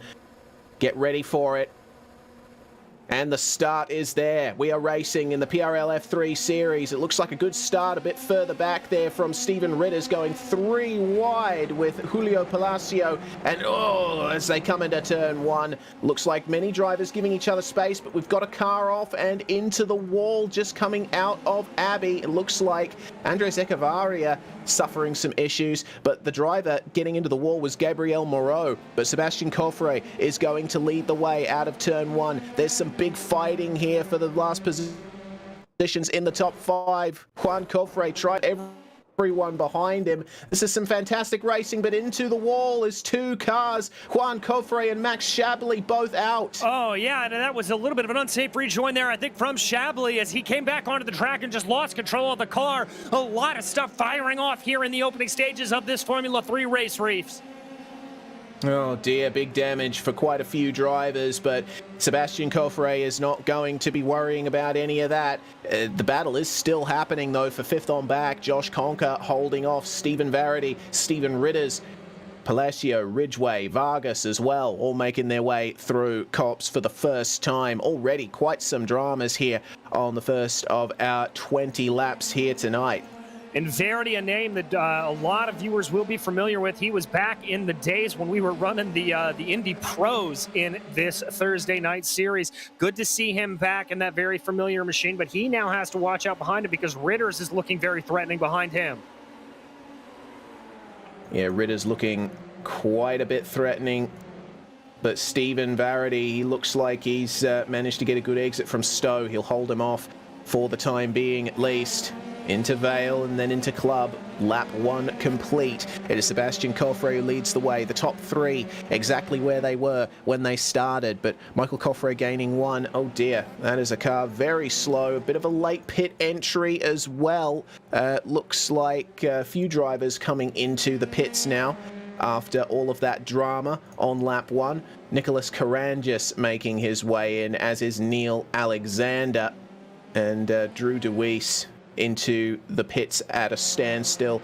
Andres Echevarria, Takeshi Kita, Max Shabley, and Juan Coffre all there behind. There's further dramas here coming out of the pits, coming into the first of our hairpins. Goodness me, that's Holin Leo Lung having to make way for Gabriel Moreau and Matt Dinsmore, and it looks like Dinsmore just getting a wheel into the grass, and that allows Moreau to streak away here.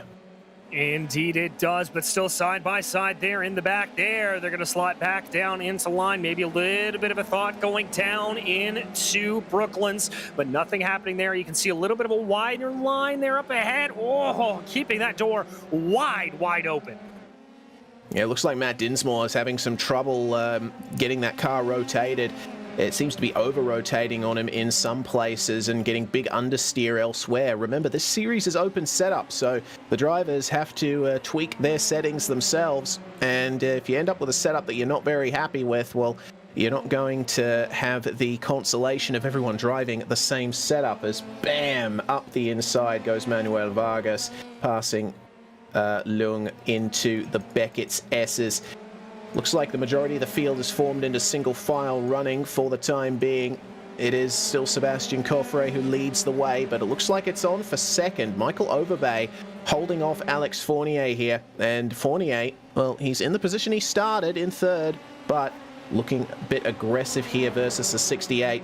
Once again, flat out through Abbey and Farm. Let's see if he can make a move. Coming out of the pits just alongside them is Karangis. He's gotten his damage repaired from lap 1. And Overbay overshoots just a little bit there. Does manage to hook it up, though, for Aintree. Doesn't quite get the exit he needs, though. So this might be a move for Alex Fournier coming into Brooklands. Yes, it is. The slipstream is on. Just avoids clipping him with his front wing. And lifting off there is Michael Overbay, yielding the position early. Discretion maybe proving out to be the better part of valor there for Michael Overbay, just not wanting to really put up too much of a fight, maybe looking to conserve those tires a little bit, try to see if he can just hold on here in third place.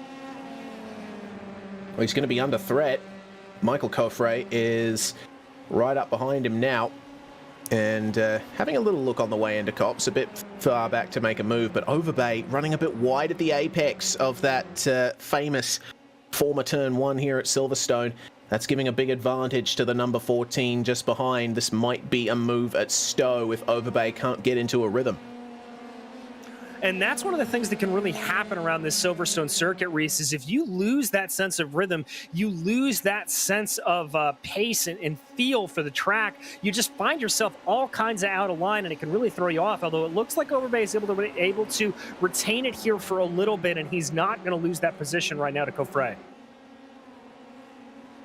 Well, let's hope that he has gotten everything together, as coming into the pits again is Nicholas Karangis. I just see him streaking off there in the background. Something else has gone wrong for him, it seems. Maybe not getting all the repairs he needed done, maybe getting a black flag potentially. Actually, yes, I'm seeing a black flag alongside his name in the entry screen, so might have sped in the pits. It's still on for these positions, though. Coming down into the hairpins, Overbay still trying to hold off Michael Coffre. This battling is starting to bring Josh Conker back into it.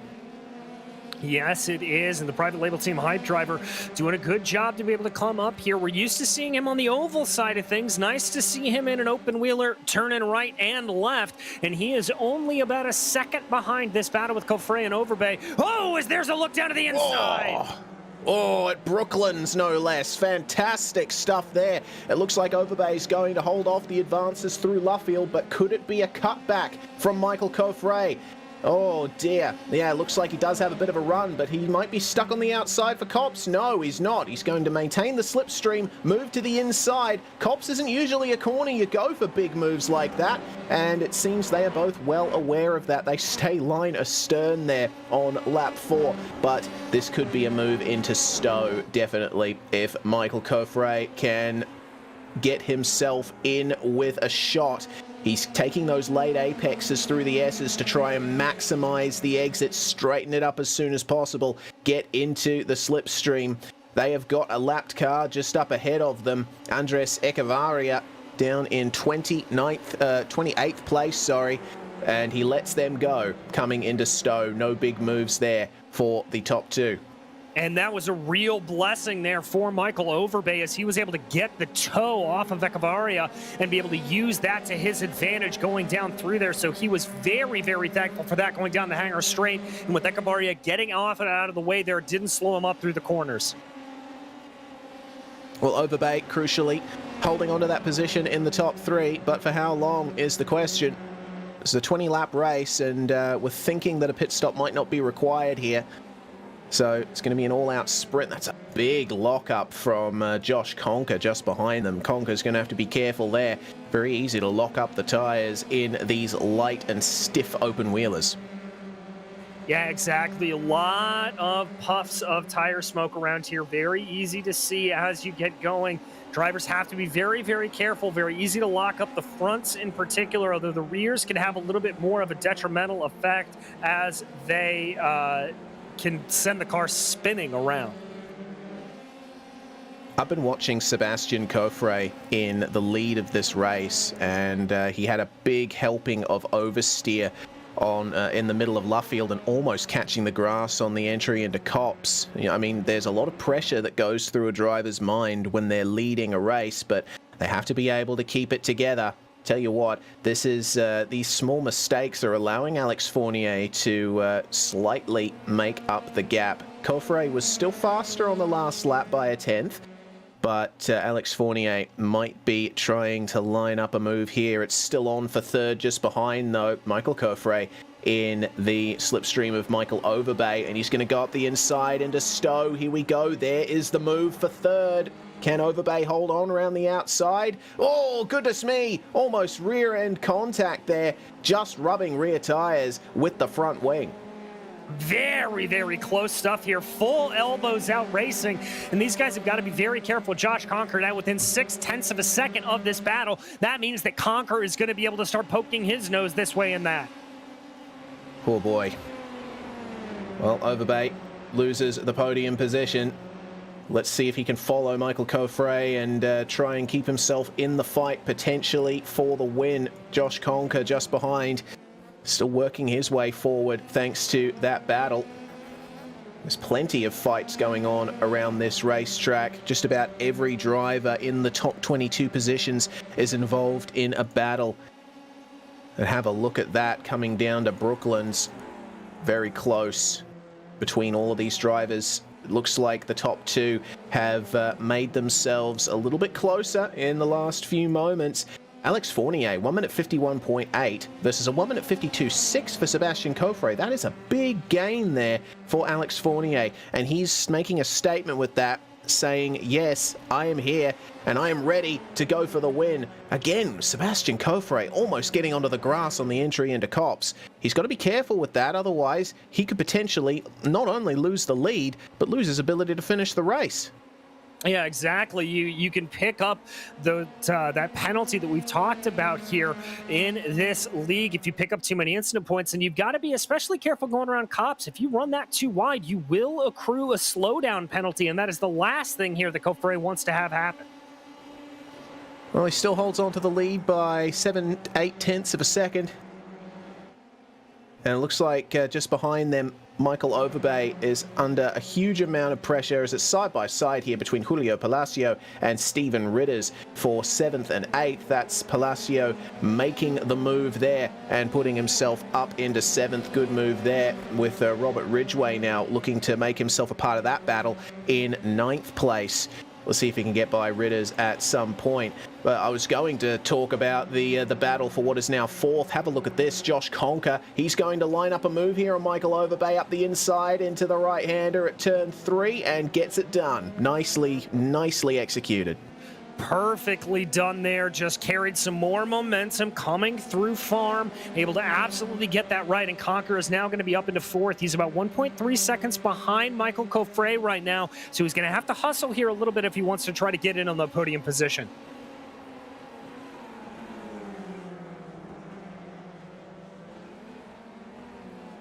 So Josh Conker completing the move there, and let's see what he can do to draft up to the back of Michael Coffre. Seems that the gap between them is roughly the same as it was before when you take out Michael Overbay out of the equation. Almost an off track for Michael, but does manage to keep it on the racetrack. It seems that Sebastian Coffre is in the lead, managed to get an advantage back over Alex Fournier, just running a time 0.06 of a second faster in the lead of the race. Either way, this is going to be a very tight battle for the lead. In fact, tight battles for just about every position in the top 10. Exactly. I'm seeing a lot of red gaps here on my live timing and scoring, Reese, which indicates to me that everything is just incredibly close across the whole field here. Everybody running line of stern, and it is great to see not only this big of a car count, but this much dicing going on up and down through the field. Indeed.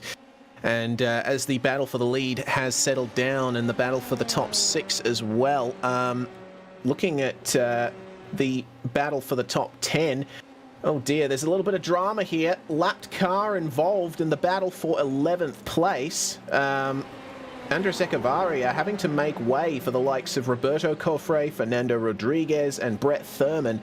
That has resulted in them losing touch just a little bit with Brad Miller, who holds on to that 10th place. And let's see if there's an over-under here for Fernando Rodriguez. He does go a little bit deep, though, into Aintree Corner and is going to lose that momentum coming onto the Wellington Straight. Fortunately, the draft is there to save him. Yeah, fortunately it is. So he'll be able to hold up here. A little bit of a poke to the inside there as they work their way down into Brooklands. No real attempted pass there, it looks like. There was a little bit of a problem, meanwhile, for James Carter. He just had a little bit of a spin in the first sector of the lap. He's fallen down to 22nd position as it's side-by-side here between Varady and Overbay. Oh, goodness me, Overbay. He's trying his best to hold on to positions here, but it seems he is just continuing to drop. Varady making his way past at a very difficult section of the circuit to make a move, but it looks like Overbay might have had the slightly better line there through the Beckett's S's. They are battling for 5th, remember now, these guys. Overbay is down 4 positions. Varady now up 4, but Overbay could get the move back here at Stowe. Up the inside. Oh, aggressive turn in from Stephen Verity. He had to open the steering a little bit to avoid turning down on Michael Overbay. They're going to maintain side by side down to the Vale chicane, and Overbay's going to have to yield there. He's going to have to think about a move in the last half of the race. Day just going bad from bad to worse here for Michael Overbay, dropping down 4 positions here. Everybody up around him moving up through the field. It just looks like he doesn't quite have the long run pace as compared to his qualifying pace, and he's got to just kind of struggle here to try to get everything back together and not let Julio Palacio directly behind him by now. Oh boy, this is some very intense racing that's going on here all throughout the field. Looks to me like Cofre and Fournier up at the front of the field as we have Manuel Vargas making his way into the lane there, potentially with damage, maybe the incident limit exceeded. Oh, goodness me. Every time we look at Sebastian Cofre, he seems to be right on the ragged edge of disaster. Let's look at his entry into Cops again, over the curb. Goodness me, he is just touching the grass with the outside of his tires. How is he not spinning that thing? I have no idea, but that is what you talk about when you say driving on the limit. That is exactly what we're seeing here from Sebastian Cofre, and you know, he's been able to pull that gap out to Alex Fournier behind him, but at what cost? He can't keep this up for the entire race. His tires will explode. He's pushing so hard in the Protocharge Sim Sport number 28, still holding on to the lead by 1.7 seconds. I have to say, it's very entertaining watching him go around the track as he is. The entry into those fast corners, man, you got to think though, if he's just a quarter of a car width or even less more to the left coming into Cops, then that would be the lead gone. Let's see what he can do to hold on to this lead for the rest of this race. In fact, last time round, Sebastian Cofre, the fastest car on track, 1 minute 51.335. That's not too far away from his best lap of the race. No, it's certainly not, and he continues to push here. I'm frankly very amazed by it. He's been able to pull out another 1/10 of a second back to Alex Fournier. There you can see Fournier on your screen. The good news for them is they've got some relatively clean sailing. They will have Echevarria up ahead of them, as well as it looks like Cariandas. But after that, it's relatively smooth sailing in terms of lap traffic. Oh, hello. Interesting stuff coming here onto the Wellington Straight. Brett Thurman with Stephen Ritters. Looks like Ritters has lost quite a few positions in the opening of the lap. Yes, actually, I've just gone back and checked. He had a big old spin, or half spin rather, on the exit of Aintree. So that's put him back here at the back of this very angry pack. We'll get a replay here. Makes his way into the tight left-hander, but you'll see when he gets on the throttle, the rear end just kicks out. He does get on the brakes to save the spin, and the drivers have to avoid him, but just like that, that is 3, and then later 4 positions lost. Yeah, tough running there for Stephen Ritters. He'll have to fight back here, and I've got to imagine he'll be able to. He's clearly got more speed than the drivers ahead of him, just a little bit of an errant error there from him. Very close racing here. Coming down the back stretch, Brad Miller up at the front of them, teammate to Michael Overbay. Roberto Cofre there holding off Fernando Rodriguez nicely, but does pick up an off track on the exit of Stowe. Got to be very careful there as Ridgway comes into the pits, and Roberto Cofre does too. They are going into the pits. All right, so choosing to pit halfway through the race here. We've seen drivers normally able to take that a little bit longer. The real question here is going to be, Reese, if these drivers opt to take tires. My guess is no. 71 degrees, so it's not too toasty out there, but Silverstone is known as a very abrasive track surface. Looks like neither one of them took tires here. Yeah, looks like the same for Robert Ridgway too. Only stopped for 6.7 seconds. So good stuff there from those drivers, able to get back out with some little bit of extra fuel as we are halfway through. coming through Luffield. Then the battling continues here for Michael Overbay. He's facing up to losing another position here to Julio Palacio. Is he going to go up the inside into Copse? It looks like he is. Let's not Hamilton and Verstappen this, guys. They give each other a good amount of space, and Michael Overbay falls back down into 8th place. Oh, or 7th place now, sorry, with guys pitting. Still just so disappointing here for Michael Overbay. He is going to hope to maybe just kind of regain everything, reset, as it were, when he comes down the pit lane. I wouldn't be surprised to see him come in here potentially, maybe just try to like I said, get a mental reset. Well, hopefully he'll have that chance when he comes into the lane. Just a couple of moments spent just relaxing and making sure that his pit stop is going all right.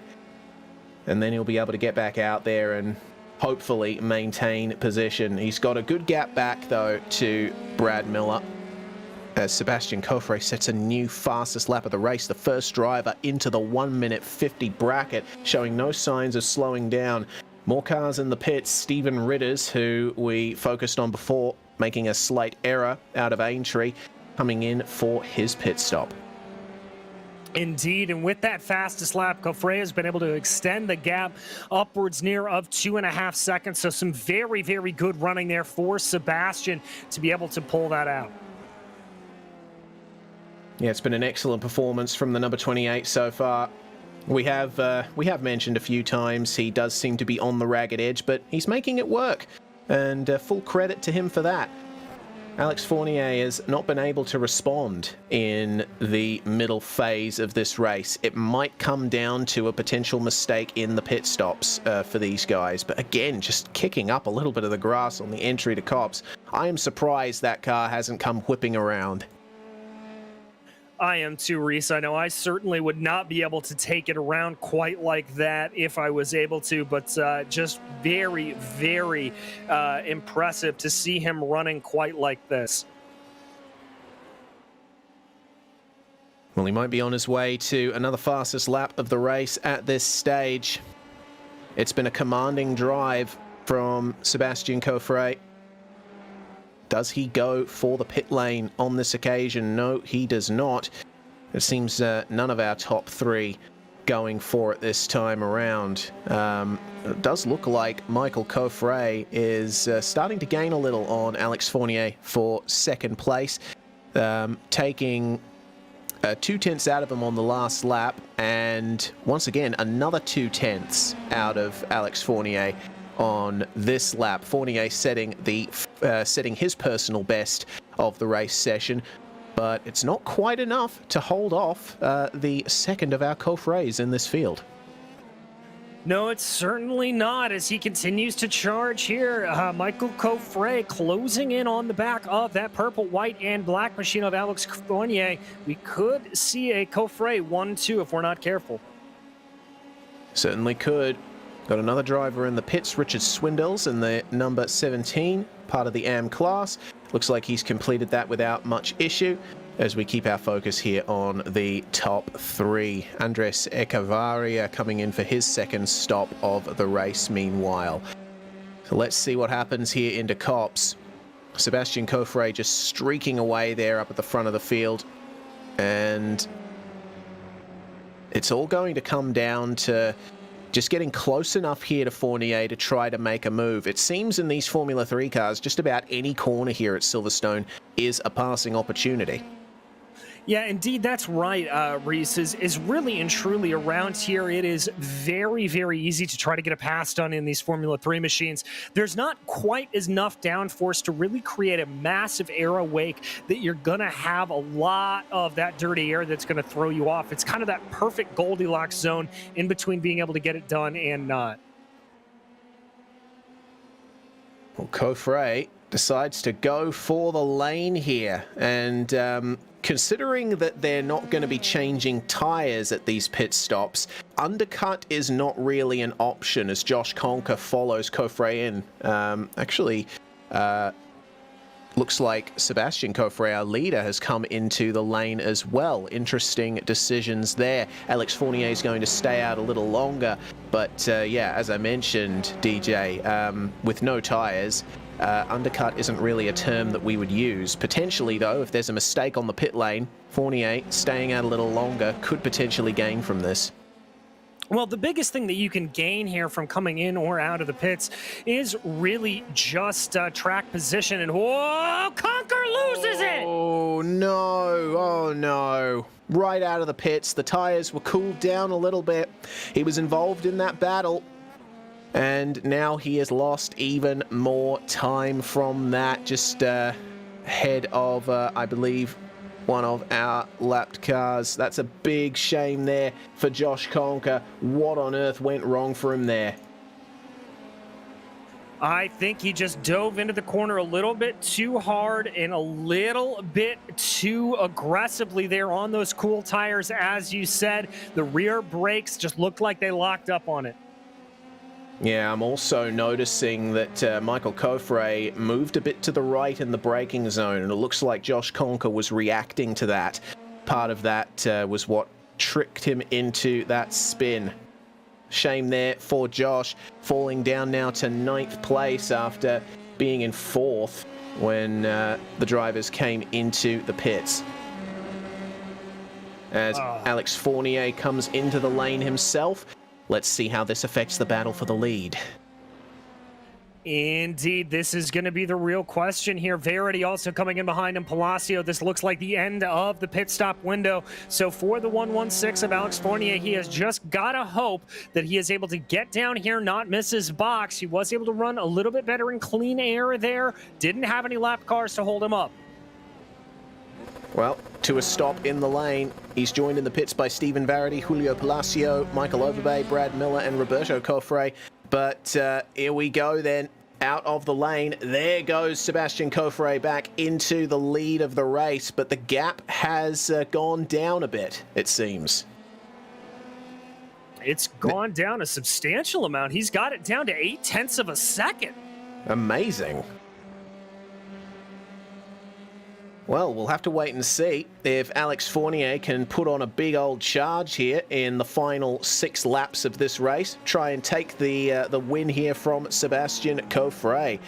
It seems there's a few more positions being traded back in the field, primarily for 14th and 15th, just moves being made.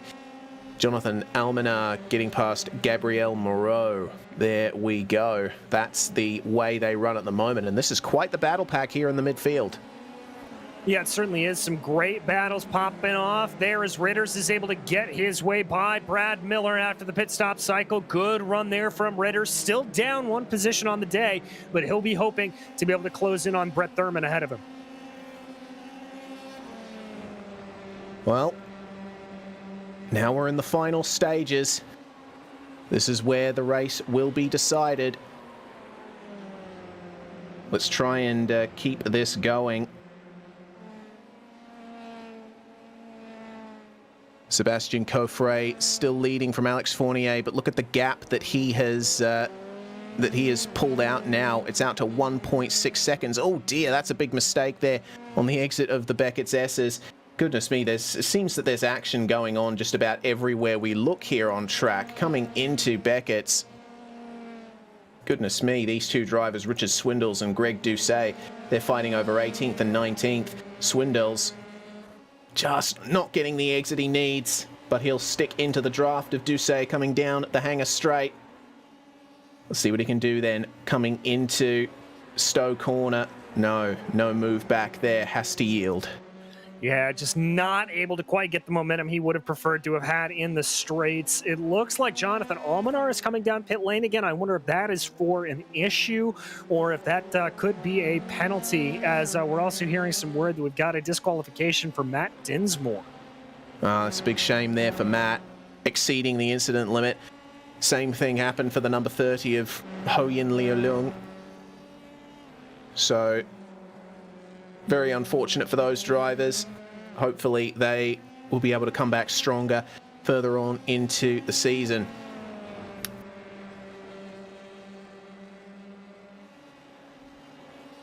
Yeah, indeed, Reese. As we focus here on a good battle, this is Josh Conker trying to hold off Stephen Verity. Now, Conker, remember, had that little spin coming out. Is there. You can see him on cam as Verity trying to close in behind Conker here and maybe pick up that 4th place position. Good view here for Josh Conker. Back up into 4th now. Let's see what he can do to try and get away from Stephen Verity here.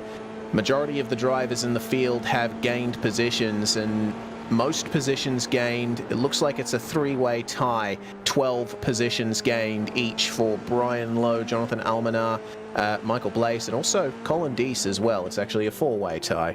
But Josh Conker, he's got his eyes forward here as he tries to chase down Michael Coffray. There's a few seconds, actually more to the tune of about, 2.3 seconds, it seems, the gap between those two. So with only 4 laps to go, it's unlikely that Conker is going to be able to get close to him unless Coffray makes a mistake. But it's all about putting that pressure on, trying to pressure your rival into a mistake. Exactly, especially with as late into the race as we are going 20 laps around this very abrasive Silverstone circuit. These tires are going to be screaming out for a little bit of grip. You cannot afford to be making a mistake at this phase. Still on coming into Aintree Corner. It's Brad Miller still holding off Roberto Coffray, who's made up a couple of positions so far in this race. Looks like he's managed to lose out to Brad Miller, unfortunately. Brad's been on a great charge through the field. He's made up 4 places. As things stand, the gap is still quite close between Josh Conker and Stephen Verity for 4th place, but for the lead, it's just continuing to extend for Sebastian Coffray. It's now out to 2.3 seconds. Goodness me, it's been a masterful drive there from the number 28.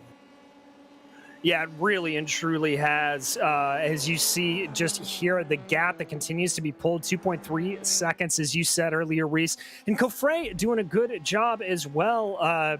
Or Fournier, rather, doing a good job as well. He's got 5 seconds back to Michael Coffray behind him. So good job here for all of the top 3, just keeping themselves out of trouble and running the race they need to run. Well, 3 laps to go now for our leader, Sebastian Coffray. Alex Fournier's brought the gap back down by a 10th, but I don't know if that's going to be enough to really put the pressure on.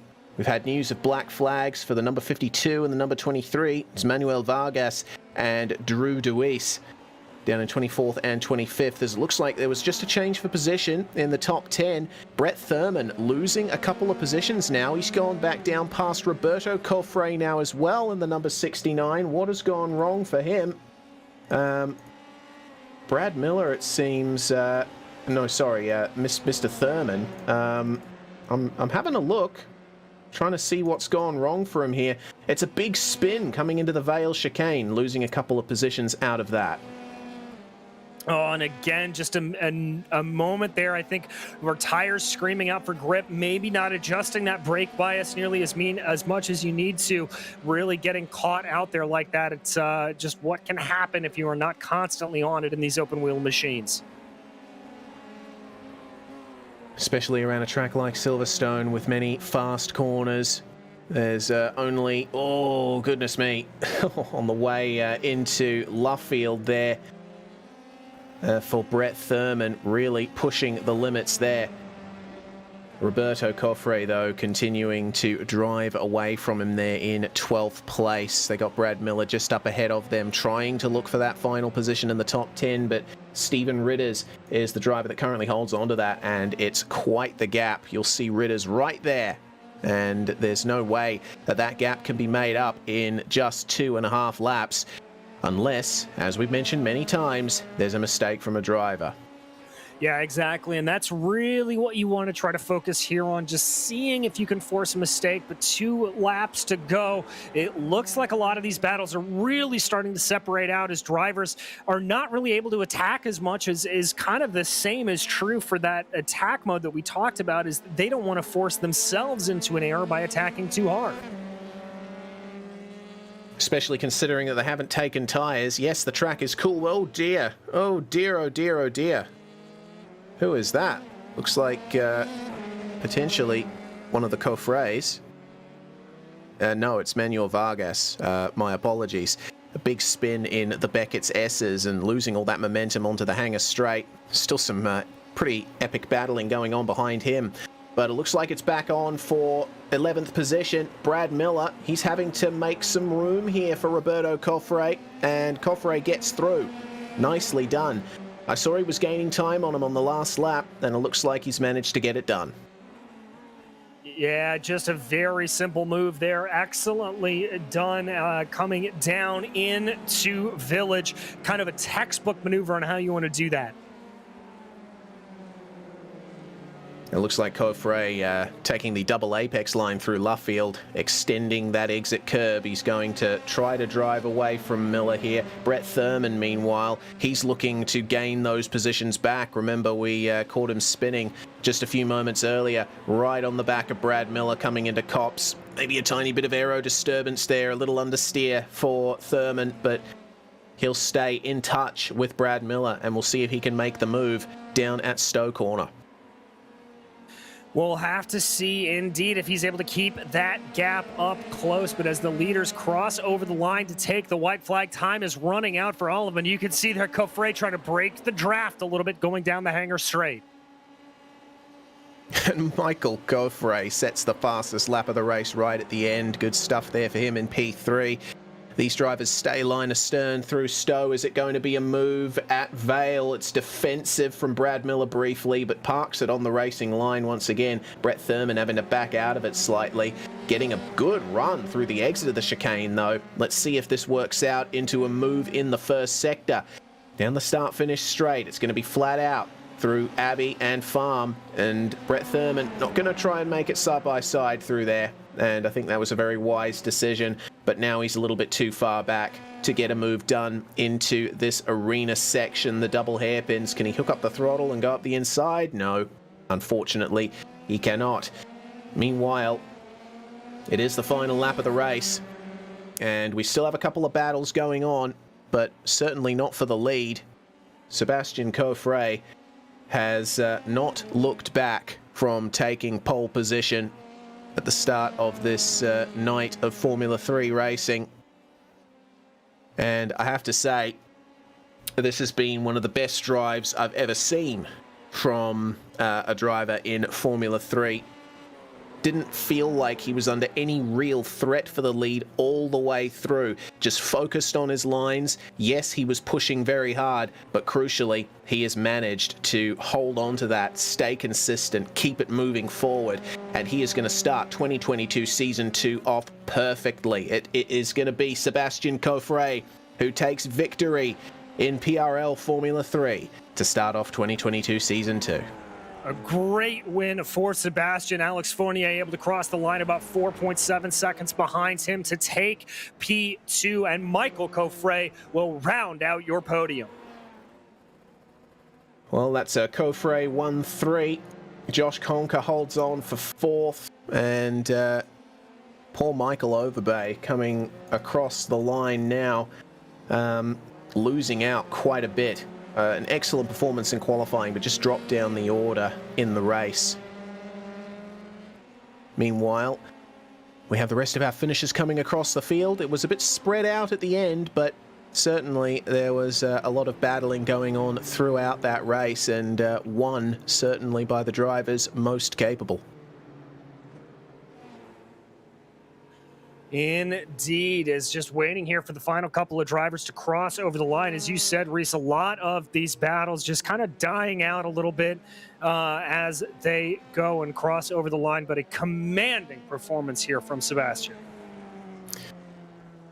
Absolutely. He will begin those victory celebrations in good time as we have the last couple of drivers crossing the line now. It looks like Michael Blaze going to be the last driver on the lead lap as Drew DeWeese and Andres Echevarria also come across the line. Max Shabley is going to be quite disappointed with the way the race went for him.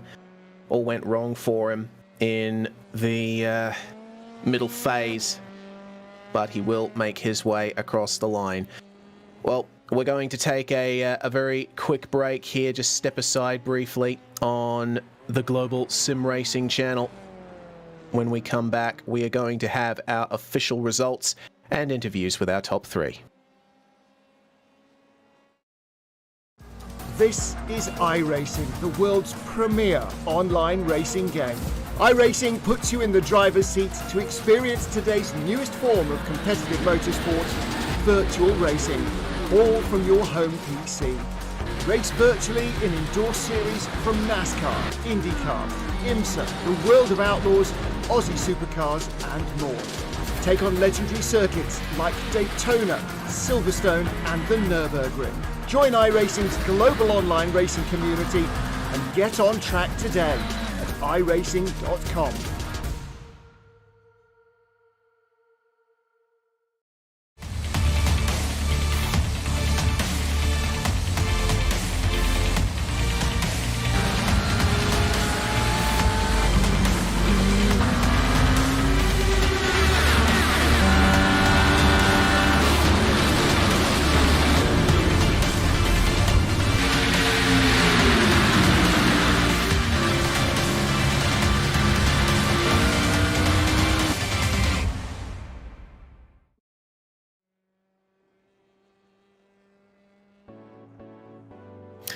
A race of ups and downs in the Precision Racing League Formula 3 Championship, but it was certainly all the way up for Sebastian Coffret. He takes a dominant victory, 4.7 seconds ahead of Alex Fournier. Michael Coffret completes the podium. Josh Conker in 4th with Stephen Varady rounding out the top 5, up 4 places. Good performance. Julio Palacio is going to take 6th, with 7th going to Robert Ridgway. Michael Overbay started 2nd but has to settle for 8th after a difficult opening volley of laps, and it's Stephen Ritters and the first of our AM drivers, Fernando Rodriguez, who round out the top 10. Coming home in 11th, it was Roberto Coffret, followed by Brett Thurman, with Brad Miller and Gabriel Moreau in 14th. Brian Lowe was 15th, followed by Greg Doucette, with Richard Swindells and Matthew Gunderson behind them. Jonathan Almanar was 19th, and Christopher Richards rounds out your top 20. 21st was James Carter, followed by Michael Blaze and Colin Deese. They are the last drivers to finish on the lead lap. A lap down classified Manuel Vargas, Drew DeWeese and Andres Echevarria. It's 2 laps down for Nicholas Carangis and Neil Alexander. Unfortunate for Max Shabley, with big damage taken on the first lap. The first couple of laps has to settle for 29th, 3 laps down. Matt Dinsmore, 6 laps down in 30th, and the field rounded out by our retirements. Unfortunately, Ho Yin Leo Leung has gotten himself a black flag disqualification, and Tyler Gore did not make it to the end, neither did Juan Coffret, and then Takeshi Kita and Byron Daly, it seems, not making it past lap 1. Big shame for those guys. And it looks to me like we don't have any of our top 3 here for an interview, DJ, so I think we might have to wrap this up. I think we might indeed, and a bit of a shame. It was a really good run there for those top 3, and I would have loved to have talked to him. Well, hopefully we get a chance to chat to them next week. Let's wrap things up here in PRL Thursday nights with thanking of our sponsors. First off, the Majors Garage for GSRC, home of free Baseline Plus setups, 24/7 coaching and more. Check out our link in the description below and use our special discount code MajorsGSRC for 10% off. Our series sponsors, Advanced Sim Racing. They design and build the sturdiest and most durable aluminium profile racing simulation cockpits available in the market today. Visit them at advancedsimracing.com. RaceLab. It helps you to improve your driving skills. Start using it now for free at racelab.app. ButtKicker. Feel what you've been missing at thebutkicker.com. And finally, NinjaTrader. Visit ninjatrader.com and get started with a risk-free trading simulator to start tracking your performance. Thanks must also go to the companies that provide the software and hardware for our broadcasts listed here on your screen. Additional thanks to June Lalonde, who provides our wonderful music. Check out her Bandcamp for more awesome work. Thanks to the team today, DJ, Zach, and Dougie Beard with the cameras. You can find more info about GSRC at globalsimracingchannel.com or through our social media listed on the screen. Also, please check out our merchandise store at gsrc.storeenvy.com. We keep a link in the description below. Don't forget to subscribe to our YouTube channel as well, so you don't miss a moment here on GSRC. The next race in PRL Thursdays is going to be Hockenheim for the Ferraris and Monza for the Formula 3s. That's going to be on the 31st of March at 8:30 p.m. Eastern Standard Time. We also have upcoming races for other series listed on the screen, so check those out and mark them down on your calendar. On Saturday, we've got Grand Prix Legends at Donington National, so make sure you tune in for that. But until next time, we say race clean, race hard, and we'll see you on the track.